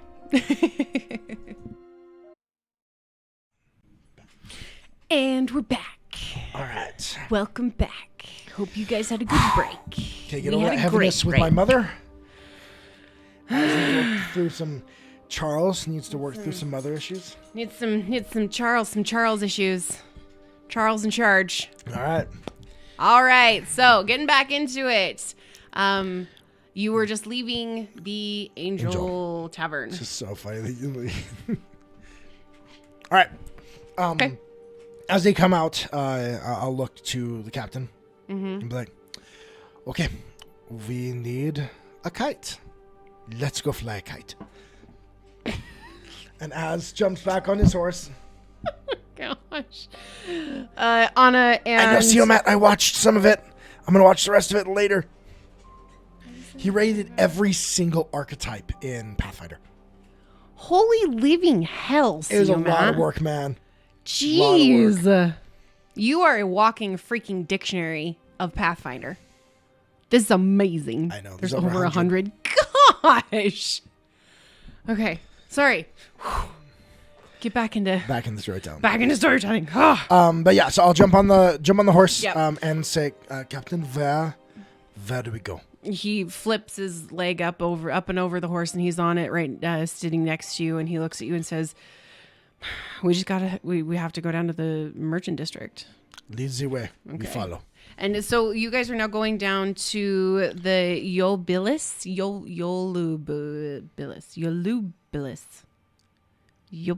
I don't know how to say it. All right, let's go. You tell us how it's said. Yeah. Yolubilis. Okay, cool. Anyway, you guys are going down there. It's basically the harbor area. It's also where all of the shopping is, and all of the major vendors will go into that area. So you go down into the merchant area. There are established shops that line the streets. Think of like a Renaissance era Italian Italian stonework city. Yeah, I can see it. So it's all market, like the doors are open and the windows, and they have like little flags that are hanging down from each of the things. And as you go down, there are probably 50 to 60 different vendors on either side as you go down, but halfway down this lane, it does open into a very large market square where there are like cart vendors, and it's still early enough in the morning that there's only a handful of places open. And you see at the far side of the market, there is a cart vendor who is beginning to set up their things. And as they bring down the sides, oh my gosh, I keep hitting your camera. I'm sorry. When they bring down the sides of the cart to actually display their wares, you see it is all flags and kites. All right, awesome. But there's like a small little coffee shop that's open. You can smell bread that is wafting through the air. There's only a couple of people out and about and just kind of starting the day. All right. So as we'll indicate to the captain the cart there with the flags and such. that we need to go there. And he kind of hesitates slightly and he says, there's nobody over there. It's okay. They will come. All right. And he kind of hops off of the horse and ties him off at the entrance, kind of the mouth of this courtyard area. And he indicates for the two of you to hop off as well. And he's like, the horses are too large and cumbersome. We'll just leave them here. So he ties them off, and you guys make your way across the courtyard in towards the cart. The cart. So I'm gonna look around. Do I see anyone who appears to like man this cart? Back on the other side that you were not able to see is a halfling sitting down next to it. It looks like he's fiddling with something on one of the wheels. And as you kind of come around the side of the cart, he looks up at you and he says, well, hello. Good day to you. Good day to you. Male or female? This is male. It's a male halfling. He looks to be significantly older. He's getting well on in years. Completely stock white hair, and he seems to have a little bit of a crick in his back that's kind of like pushing his shoulders forward and a little bit hunched over. Okay. So Az is going to enjoy. Do you have any kites for sale? Well, young man, do you not see all of the kites in the cart? Oh, I'm looking specifically. Maybe one with a blue flower or a sunflower. Oh. Well, we have some sunflowers. And he turns around and he starts rifling through the kites and he says, now, blue flower, you say? Do you want one in particular? We have a couple different ones, or is it a specific blue flower you're looking for? I am not remembering off the top of my head what exactly the flower symbols were for my own organization. But Az would know, of course. Yeah. And he would mention the specific type of flower that means something to the members of the Bellflower Network. And specifically indicates a message to be conveyed. He kind of rifles through the kites that are available, and he takes one off, and it is a beautiful blue flower, and it is exactly what you were looking for. And he says, blue flowers have some significant meanings in some cultures. Really? Yeah, they symbolize healing and safety and health. And most people who have blue flowers planted in their front gardens are people that are kind and generous and willing to help out when there's trouble. Especially those that are smaller and in need of assistance. It is very true. Tell me, have you heard of what happened at the Hoof and... I need to write that freaking thing down because I've read it a couple of times. The Cloven Hoof Society. Cloven Hoof Society. The Cloven Hoof Society. And his little smile kind of drops a little bit, and he says, it's a little difficult not to hear about that one, considering the groups that, and he kind of gives you a little wink, that we run in. Yeah. A friend of mine, Tara, used to help around here, but she has not been able to of late, and I have come from quite a distance away to try and provide the assistance that she used to provide in the city. He kind of looks around a little bit, just kind of whatnot, and he does see the captain, and you can give me a perception check. 20. Oh, Nat 20 right there. 20. Boom, boom, boom, boom. You didn't even rub your didn't even rub it chestises on. for it. you can see that he is very nervous with the captain of the guard being right there. Anna, Yes. didn't we need some healing potions? No, I have two. Anna, didn't we need some healing potions? Wink, wink, nudge, nudge. Oh, yes. We need healing potions. Or And potions of health, I guess they're she called. looks at the captain and says, Captain, I believe we need healing potions or potions of healing or things of which to consume to help us in our battles. Can we go get some? And she looks at you kind of like, okay. And he's kind of like, what? And I'm going to make her roll a deception check. What was it? So she has no deception, just so you guys all know, like none.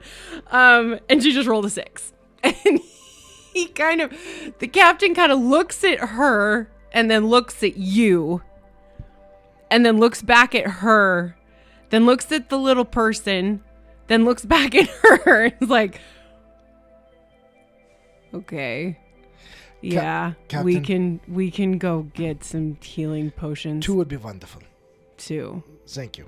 Okay. And he turns around and Anna turns and is like, Elixir of Life, thank you, that- Seal Matt. yep. He's like, was that? Well, it depends. There's 2 types. There's Seal Matt. there's the alchemical and then there's the Elixir of Life is the alchemical. Yeah. Yep. But she leans forward really quickly before she follows and she's like, was that okay? Did you know he believed it? Wunderbar. Yeah, exactly, right? Okay. And she turns around and she follows him away. And as soon as the captain turns away, the gentleman that you were speaking with kind of visibly relaxes. I turn to him. I am known as Az. This is, in all honesty, not my actual appearance. Yes, it's a little concerning to see a guard asking about the Bellflower Network, but Well, Farmer Magdalene has, I could say, deployed me here. you've been in contact with the farmers? Yeah. Wow. She informed me of the issues somewhat. Hera has not made contact in a while. No, this is not a conversation for the market. Let me get closed up really quick, and we can just go around the corner. Yeah. Okay. And he gets up his stool, and he's very quick at this, and he kind of closes everything up, and then there's a large like padlock type key that he locks everything up and pockets it and says, okay, just around the corner, and we'll get over there. So you follow him, and it really is just around the corner, and he gets out that same key, and he unlocks it and opens a door directly into a set of stairs that goes straight up. It's kind of a slow going with him with the bad back and whatnot, but you do eventually get up to the top of the stairs, and you find it is an entrance into a fairly nice small little apartment that is very clearly, because you know what they look like, clearly a safe house. Yep. And he says, we're safe to talk in here. Miss Tara has been gone for a few weeks now, and we have sent messages through the Bellflower Network down south, hoping that the farmer would hear about the fact that she has gone missing. The farmer has heard. That is why I am here. Oh, that's good. That's good. You're a good investigator, then? Yeah. Okay. I was stationed in Enthrak. In it? Yeah. Wow. That's... Oh. I just realized that I didn't tell you my name. Yes. I'm Hank. Hello, Hank. I am Az. It's very nice to meet you, Az. So I have found myself in the capacity of being requested also by the Domina to assist with the situation with the Cloven Hoof Society. And since I know that we and they are of a similar mindset, I was in hopes that the network might have some information on the attack. Or at least those who have been causing them trouble. The attack, not really. We don't have much understanding of the attack. But there has been a lot of grumbling in the underground recently. Some type of... the easiest way to say it is there's a new shadowy group that is been making life difficult for the Nightwing, which in kind makes it difficult for us. We do use the Nightwing occasionally to get people out of Kintargo when we know that the hunters are after them. So the Nightwing is an organization, while unsavory and unlikely to be ones that we like, they are a necessary evil, as would say. Would you like a cup of tea? Oh, that would be wonderful. Okay. And he turns around and he goes over to the little kitchen and he starts making little cups, like puts the tea kettle on and is like kind of going through the cupboards. While he's doing this, I'm going to send a message to Anna. Since it's 500 feet, she's probably within that. I have made contact with a member of the network and am getting information. Keep the captain busy. And she can't respond. Nope, she can't see you. So, okay. Yep. So you, Hank eventually finishes his little thing and he has he brings over 2 little tea and saucer and he kind of hands you one and it's a little bit shaky. And he sits back down and he says, well, this is what I think is going on. Yeah. I believe that this new group is behind the disappearances of the tieflings. That was my assumption. The Nightwings made too easy a scapegoat. Well, it's not just that, but that would make sense. They're acting very different than any other group that I've seen before come through this town specifically. The Nightwing, they're fairly predictable. You give them their money, they do the work, you don't encroach on their business, and you normally can live happily ever after in the town. But with this group, they like to make noise, and they have a tendency to do things in a way that is not businesslike. That was emotional, if that makes sense. It does. It does. So, do the Nightwings have a way of marking their territory? There's normally a raven. Okay. But it can be subtle in the different areas. They don't blast it, as they're the underground for a reason. They don't necessarily like the world to know their business, but any good underground agency knows to be discreet, as we know. Yes. I think Tara might have gotten tangled up with this group. It's a new one. Yes. I've just been calling them the Shadows. Yeah. Because nobody's really been able to get much of a look at them. They come mostly at night. And the tieflings, it's a concern because if the tieflings are taken, it's not too much longer after that the halflings begin to get taken. Yeah, once you get done with one group for hate, you just look for another. Yeah. And the halflings are far too often choice for bullies. Exactly. So, that's kind of all I have about that. Well, thank you very much, Hank. You're welcome. Do you like your tea? I do. It is wonderful. How is it actually? Like, watered down? It's leaked? he didn't really let it steep for all that long. He kind of just threw the tea in there and waited like 5 seconds and then gave it to you. So it's got a very faint flavor of peppermint, but not much in there. There we go. So thank you very much, Hank. I am going to get to the bottom of this new organization and convince them that they need to find a new place. All right. Well, hopefully you can find them. They kind of hit in the dark and then disappear. Of course. And then Az is gonna reach into his pocket. Jeez. And what? I'm just seeing what time it is. What time is it? Oh, geez. Okay. Az is gonna reach into his pocket, and he's gonna pull out 2 gold and hand it to him and say, "Any times that I need a kite, I'll know where to come." Absolutely, young man. I will give you anything that you need. Thank you.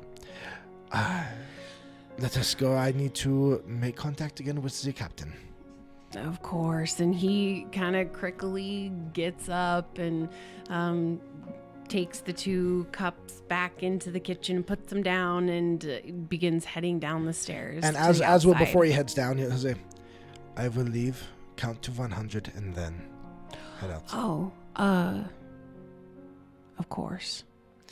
And then how long has it been since we The amount of time it took you for him to close up and then get up into the actual safe house, you've probably been gone for like 45 minutes. Okay. The illusory image only lasts for an hour. So it actually it's like it would have dropped it's probably, halfway through. Yeah. It would have dropped now or while I was there, or right as I'm about to leave, it's about to drop. Yeah, let's go with that. Like as you're leaving, it drops. So as it drops, and I take my hat and kind of pull it over my head a little bit as I'm walking out.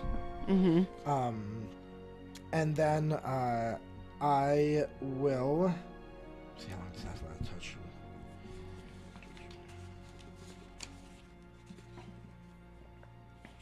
All right. So I'm going to, as I walk by, out, I'm going to look for a just kind of average looking Joe on the street.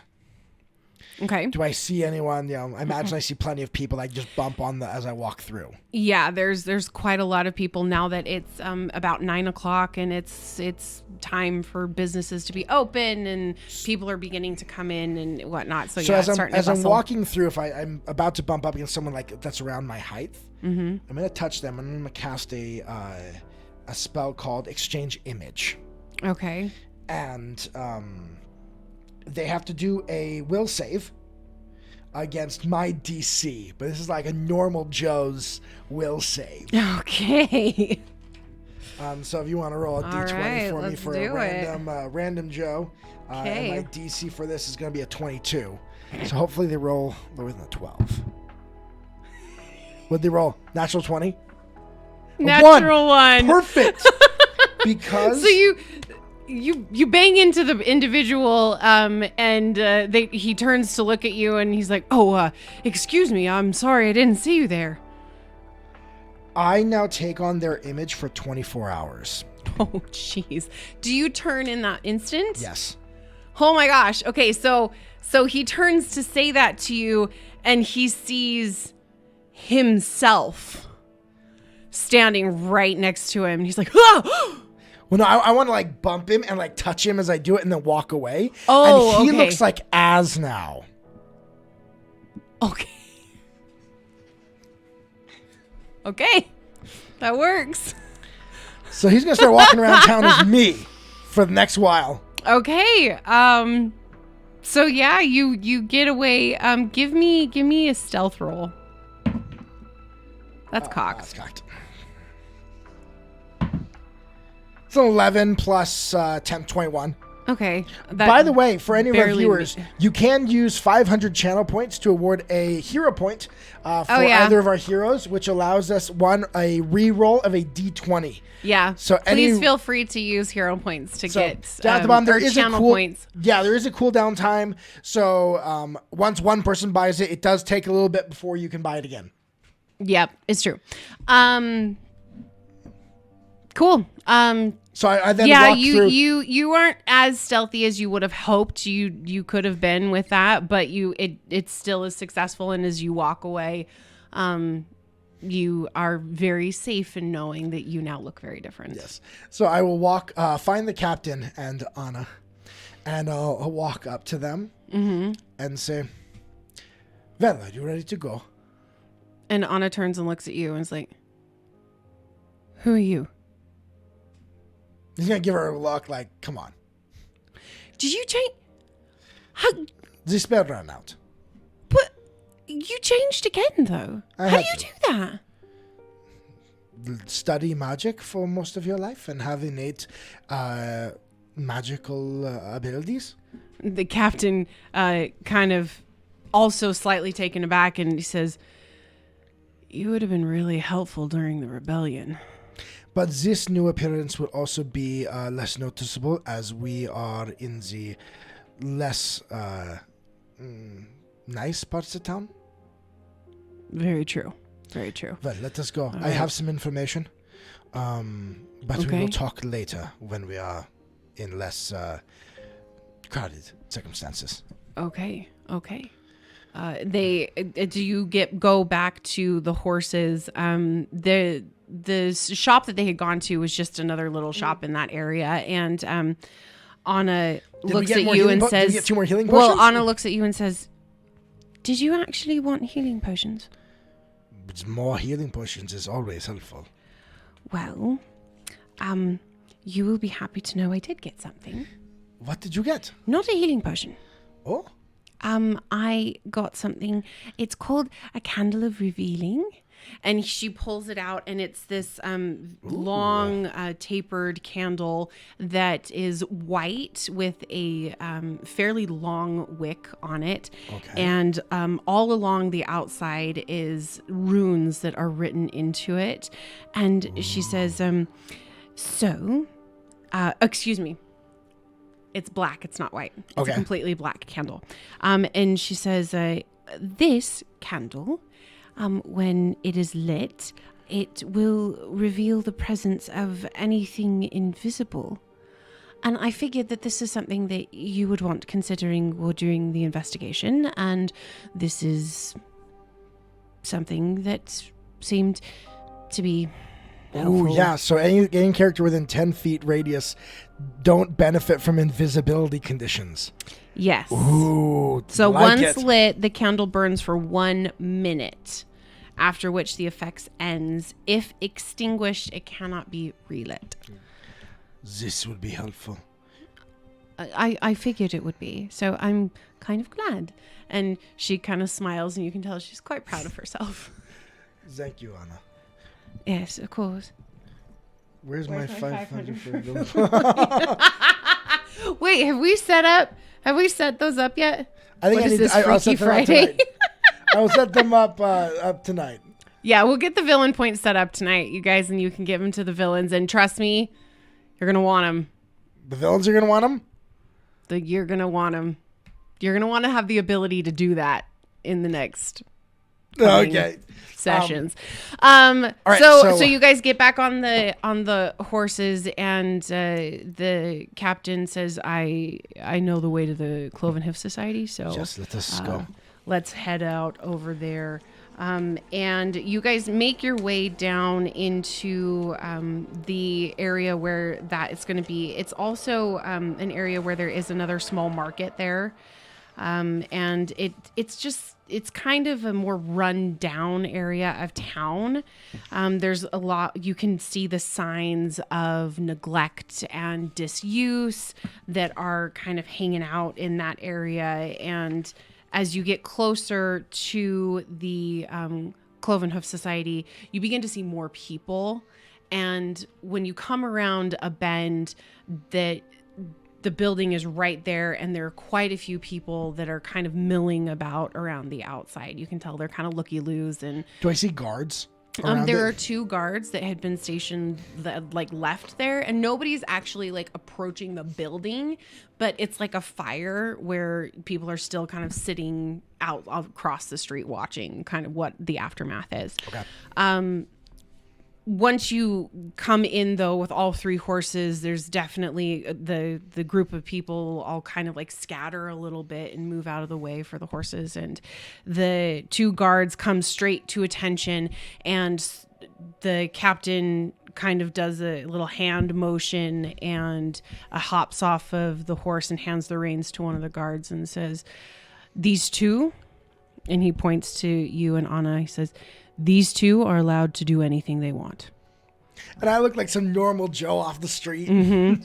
I mean, Anna looks like a guard Yes. of some type, a soldier of some type, so it makes a little more sense for her. But he says they are on mission from the Domina. If they ask you for anything, you give it to them. Do you understand? And they both nod and say, "Yes, sir." He's like, "All right." And he kind of motions for you to go inside. Now let me describe to you what the building looks like. So the building is 2 floors. It is actually a fairly large building for this area. It's pretty obviously has been here for a very long time. Most likely it's been used for different things over time. But it has a fairly nice facade that has gone to ruin a little bit. Like the little statues are kind of crumbling a little bit, and the windows are indeed shattered. There was 3 windows in the front. 2 of them, the glass is just totally gone, and one of them, the glass is still like half hanging on. So they broke a bunch of windows. Yeah, they broke the windows, and the door, it looks like it's been like busted in from the outside. Wow. So they... Big show of force. Yeah, this was definitely a loud activity that happened. They were not being stealthy in any way, shape, or form, which reinforces the idea that they were doing this for Shock and awe. fear, for shock and awe. So as you go in, you can see essentially what the Domina had described to you. There are tables knocked over, what looks like a small reception area. There are like the chairs are knocked to the side. Any papers that had been in the office area have been strewn absolutely every which way, and there is sign of blood on the main chair that is in front of the fireplace, but the body is gone. Okay. Up the stairs. Yep. Do you want to do exploration on this, or do you want me to just keep telling you what it looks like? As would probably first thing do kind of a survey of the whole house, and then come back to specific areas. So kind of just give me the rundown at the moment, and then I'll break it down. Okay, so when you go upstairs, those are the sleeping quarters. There are 4 bedrooms, and each of them have 2 sets of bunk beds inside of them.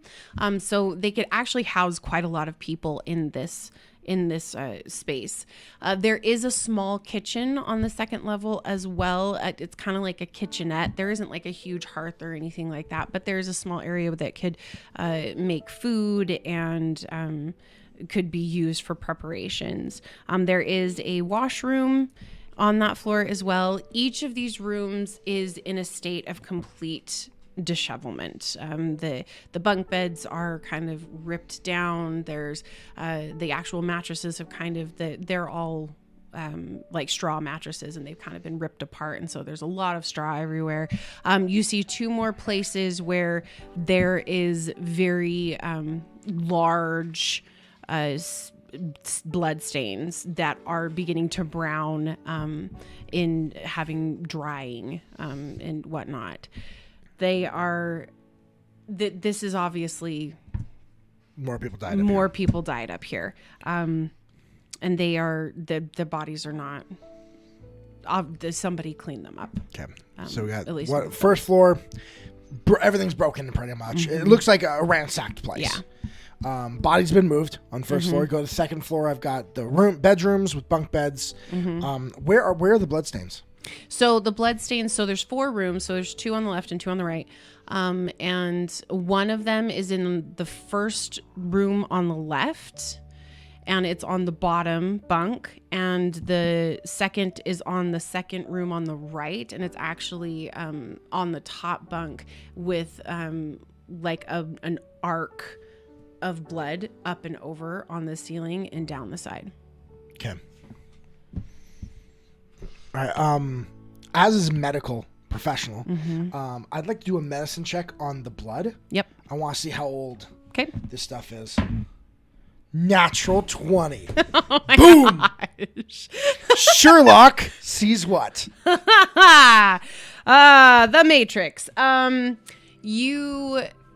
You are able to tell by the blood spatters in the second room on the right that this person, it was an arterial cut and most likely slit across the throat, and the blood spatter is from that sudden spurt of blood on the side.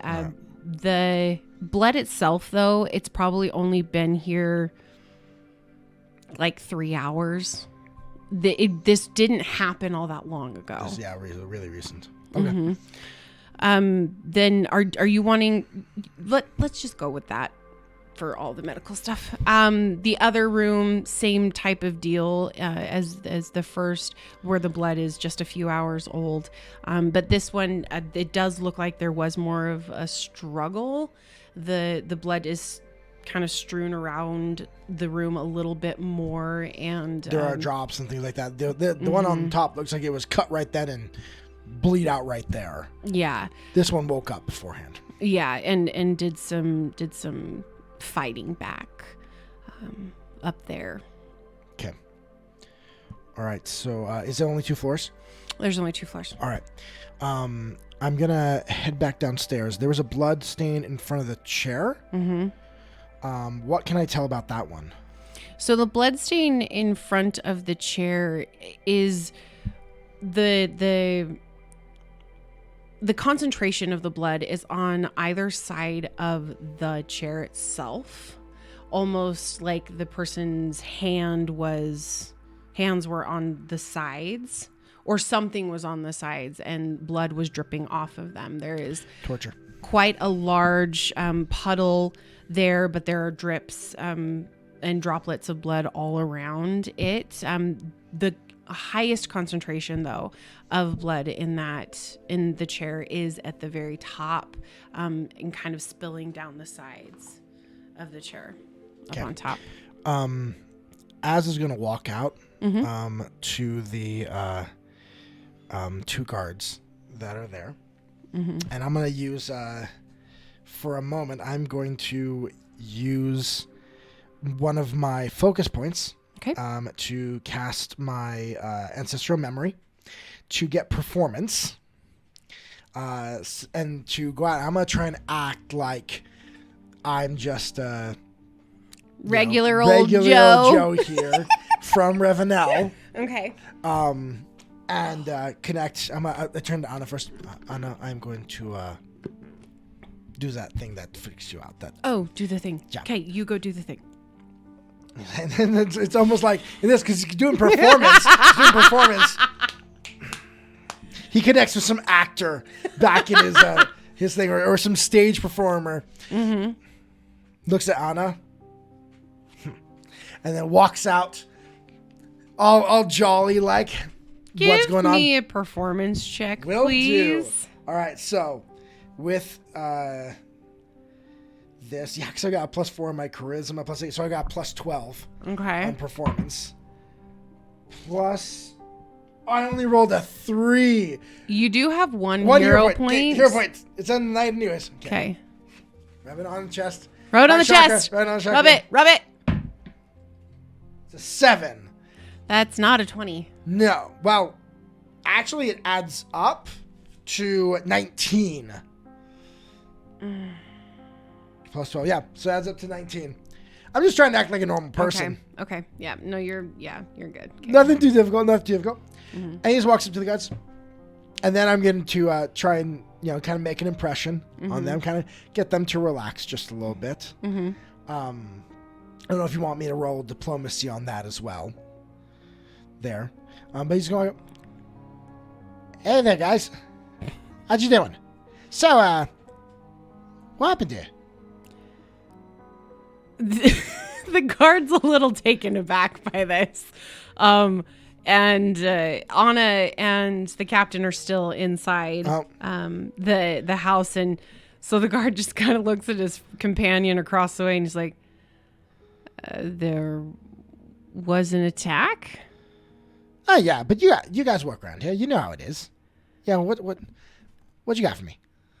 Well, what do you want? There was an attack. It was a bunch of tieflings. 3 tieflings got killed. Like, where'd the rest go? Well, they're all over there. And he points across the street. It's like, they've been here since it happened. So there are a bunch of tieflings standing on the other side? Okay, we didn't see this. They're a part of the crowd that are kind of hanging out there. Where'd the bodies go? Well, they were in such a state that the people that were on site first kind of wrapped him up. Shakes his head down like, you moved them? We didn't move them. The people who got here first moved them. Do you know that? Do you know who was here before? They were other guards. They were other investigators with the guard. Yeah, but no. Was it like someone like, what was the name of the guy? What was my name that they called me just a little bit earlier? It was again with me. Alden. Alda. Sorry. Was like Alda? No. No. Jimmy? No. All right. They said they were, when we got here, this group said that they were with the investigative team, and so they came and took and left. So we've been here since then, and we had sent a messenger up to the palace and assumed that's why you're here. All right. No problem. I'm not here to make trouble. Thank you for doing your jobs. And he just kind of slaps him on the shoulder as he walks away. And then it's the 1 minute, so it drops all of a sudden. Captain, Yes. Your guards apparently let someone else take the bodies. What? There was apparently an investigation team that came out here beforehand and has taken the bodies. And he doesn't even, nope, straight beelines right out there. And you can hear suddenly quite raised tones while the windows are open. He is trying very hard to not completely berate them, but he's like, you let them leave with the bodies. And the captain's like, well, they said they were with the investigation team. There was no reason for us to believe otherwise. They were not with the investigation team. And while he's talking, I'm going to sneak out the other, like if there's a back door or a side door, crawl out a window on the side. And I'm going to walk around the crowd over to where the tieflings are. Okay. And I'm going to motion for Anna to follow me. And she's like, and I'm going to motion for her, take off your helmet. I'm wearing the helmet so people don't know that I'm a tiefling. Yeah, but we want to go talk to the tieflings. Oh my gosh, but then they're gonna... Oh. Okay. Just if you don't want to... It's fine. It's just, I don't... look at them. And she's like, she kind of pulls you to the side a little bit. And she's like, look at them. Yeah.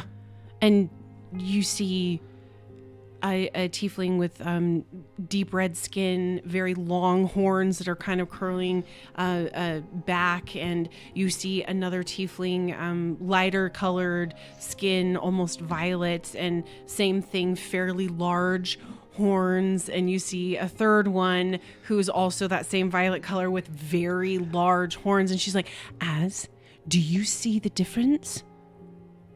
I'm not on the color spectrum. I have no pigment to my skin. No, it's a bad thing for other tieflings. I did not know this. And I have tiny horns. Is it the size that matters?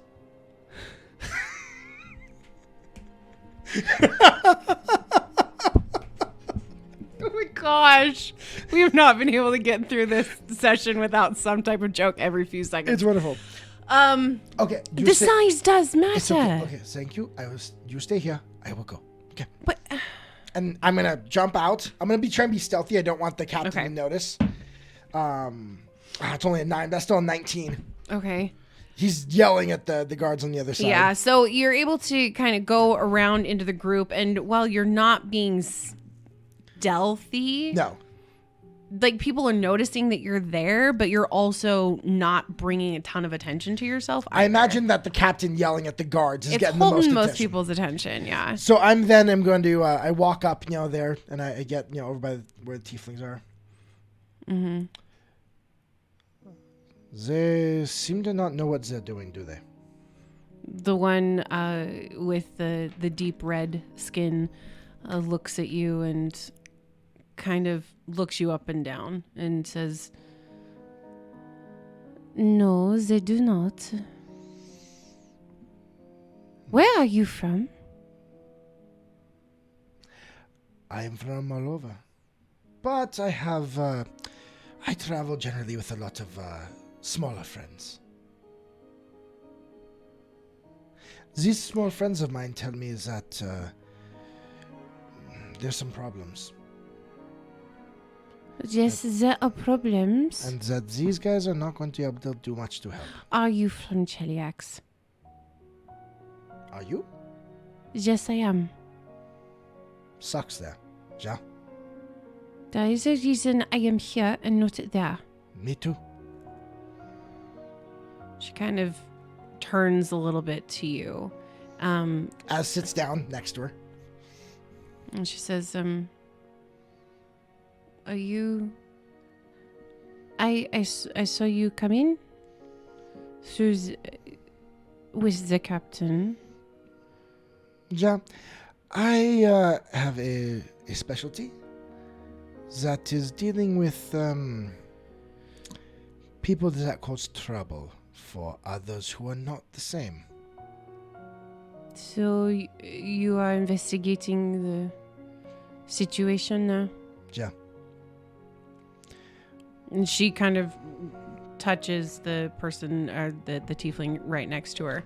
And she is also she's also kind of skittish a little bit, the woman next to her.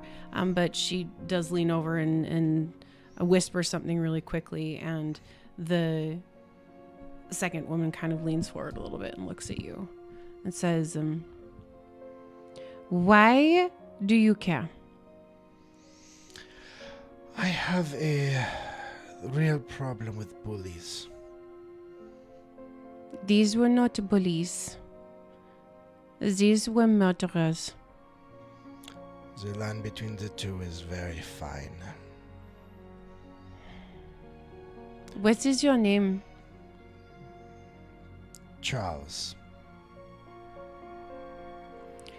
Well, Charles, if you really want to talk about what happened, we will need to go somewhere else. Of course. And not with the guards. Of course. And at that, you see approaching is Anna. Mm-hmm. And she has her helmet off. Ooh. And she is walking up with full display. With the horns, her tail is kind of swooshing behind her a little bit. And she's making a little bit more of a show of being a guard and being a tiefling. Well, but she's not dressed like the guard. She's in her armor. She's in her armor, but she's like, she's military. But it kind would, of, but she but would, it she wouldn't would look military, exactly the yeah. same. It doesn't look This- exactly the same. And as they're walking up, this is my associate. And she nods at the three women and she says, "You can trust him. He's good. He's good." And you can trust me. And she just kind of is hoping and praying that they will trust her as a tiefling. Yeah. And the three women kind of look up, and you can see. Give me a perception check. Yeah. Ah! Natural 1. Are you serious? I am. Who has 500 hero points to give as a new 500 or channel points? Channel points. Someone give it to me. Come on. Oh, sucks. Okay. Anyone? Come on. I know some of you've got 500. You So 1 plus my see- 13 makes it a 14. But You- the 1 makes it a...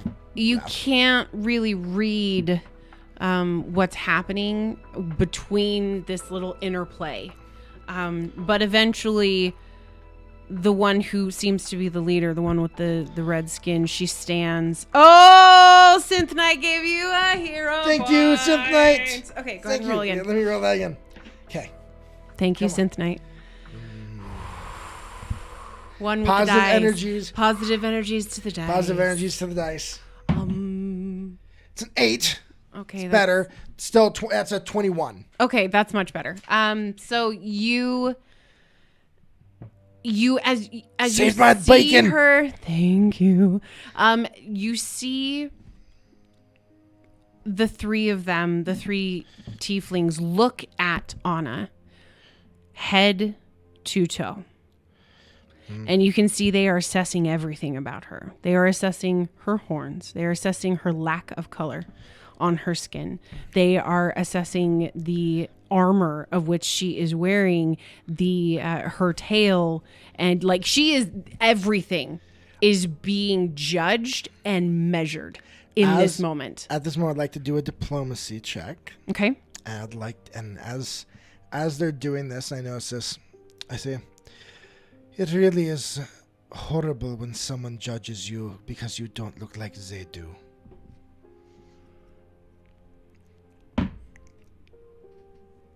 So that's a 9 Okay. plus my diplomacy of 12. So that's a 21. 21. Okay. The woman closest to you just kind of gives you a sidelong glance really quickly and then looks back at Anna and she says, "Well,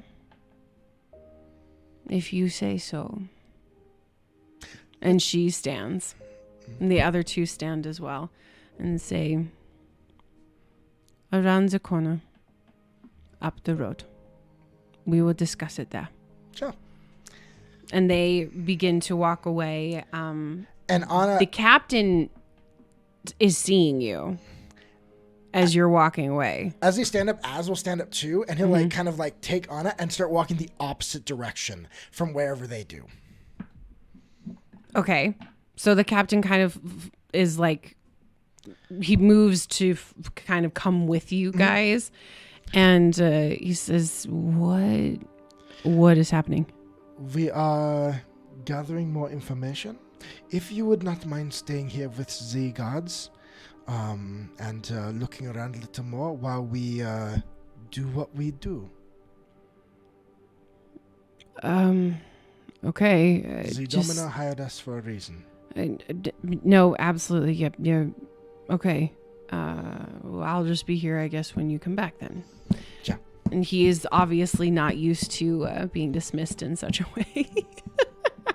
But the tieflings have headed down the road, expecting you to follow. So the fact that you did not is...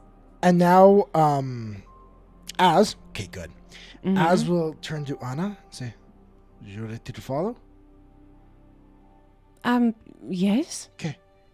And Az will cast Invisibility Sphere on him and her. Okay. So it's just a little 10 feet around them. Say, let's go and follow. So no one sees that we are following. Okay. Stay close. All right. And she kind of like reaches her hand in like around your arm and is holding on to you as you continue. So yeah, we just, so we're going to follow behind them to then meet them in that place. But no one sees that this guard-looking woman and this other guy happen to follow them. Okay. The tiefling does, the head tiefling, she kind of does turn around and sees that you are not there. Mm-hmm. And she stops with the other two and she just kind of looks around. As gets up to them, he will say out loud, but still invisible. Okay. Keep going. We are following. Oh, right. And she kind of reaches the hand out a little bit. And she said, "You are a magic user?" That I am. Of course. And she turns around and continues walking and heads down the road, probably 2 or 3 blocks, with the other two kind of trailing behind her. And they end up going down a small alley and then kind of cut over a street. And there is a house that is slightly detached from the stonework all around it. And as you get closer to the house, you can see that this house is taken care of a little bit more. It is a little bit better established from the other houses in the area. Give me a perception. Okay. Come on, give me better rolls now. 18. Nice. 31. Okay, the matrix is open for you. Yes, it has. As you're looking at this house, there is something incredibly familiar about it. As you're looking at it, there's just this almost deja vu feeling. And you're looking at the bushes. There's like a small line of bushes in front of it. And there's something about the way the bushes are shaped and something about the way the angles are at the eaves that just seems familiar to you. This is a house from... As the tieflings approach the house, the door opens and a beautiful woman with long blonde hair smiles, steps to the side, and ushers the 3 tieflings in and sees you. I'm invisible. And sees you. Geez, true sight. And says, "Az, I knew you'd make your way to Kintargo eventually." And Az will drop the invisibility. And then he will drop his exchange image. Mm-hmm. So the guy is somewhere walking around who's been looking like me all day. Suddenly flips back to himself. And Az is there in his Azimir self. And it is a pleasure to see you again, Efferlein. A true pleasure.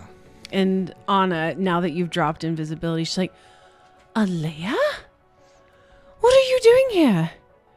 And Alea smiles and says, "There is always need for someone like me in a town like this. Please come in and we will have a discussion." And with that, we are going to end the episode for tonight. Great ending there. Oh, that was a nice loop in there. All right, you guys. Lots of intrigue. All right. Yeah. So Alea is in Kintargo. She's like one of these mysterious, like high-level NPCs that just kind of floats in, then floats out, like Gandalf kind of is in the a little bit from time to time. Where it's like, oh, just I'm a little bit, thing. just a little bit. But yeah, so she is there, right. And the tieflings know her. Apparently. Which means now we've got an inn, which means we can get lots more information about the shady organization. Anyway, thank you guys so much for joining us tonight. I know we went a little bit longer than we normally do, but thank you. Thank you very much for joining us and sticking with us and all of that jazz. So make sure if you are, of course, if you're first, new to the channel, please follow or subscribe or whatever, doing clicky clicks. We, of course, will be back on Monday for Tabletop Terrain Talks. Yep. With great discussion and debate. And then join us next week to find out what the heck's going on in Kintargo. Yeah. We've still got a ball to attend. I know we have a ball to attend, and we might be running late. We might be running long next week. But yeah. So you're ready to stay up with us. Super fun. Yay! Anyway, thanks so much, you guys. We love you, and remember, I guess, and since we're up, we'll take first watch. Good night, you guys.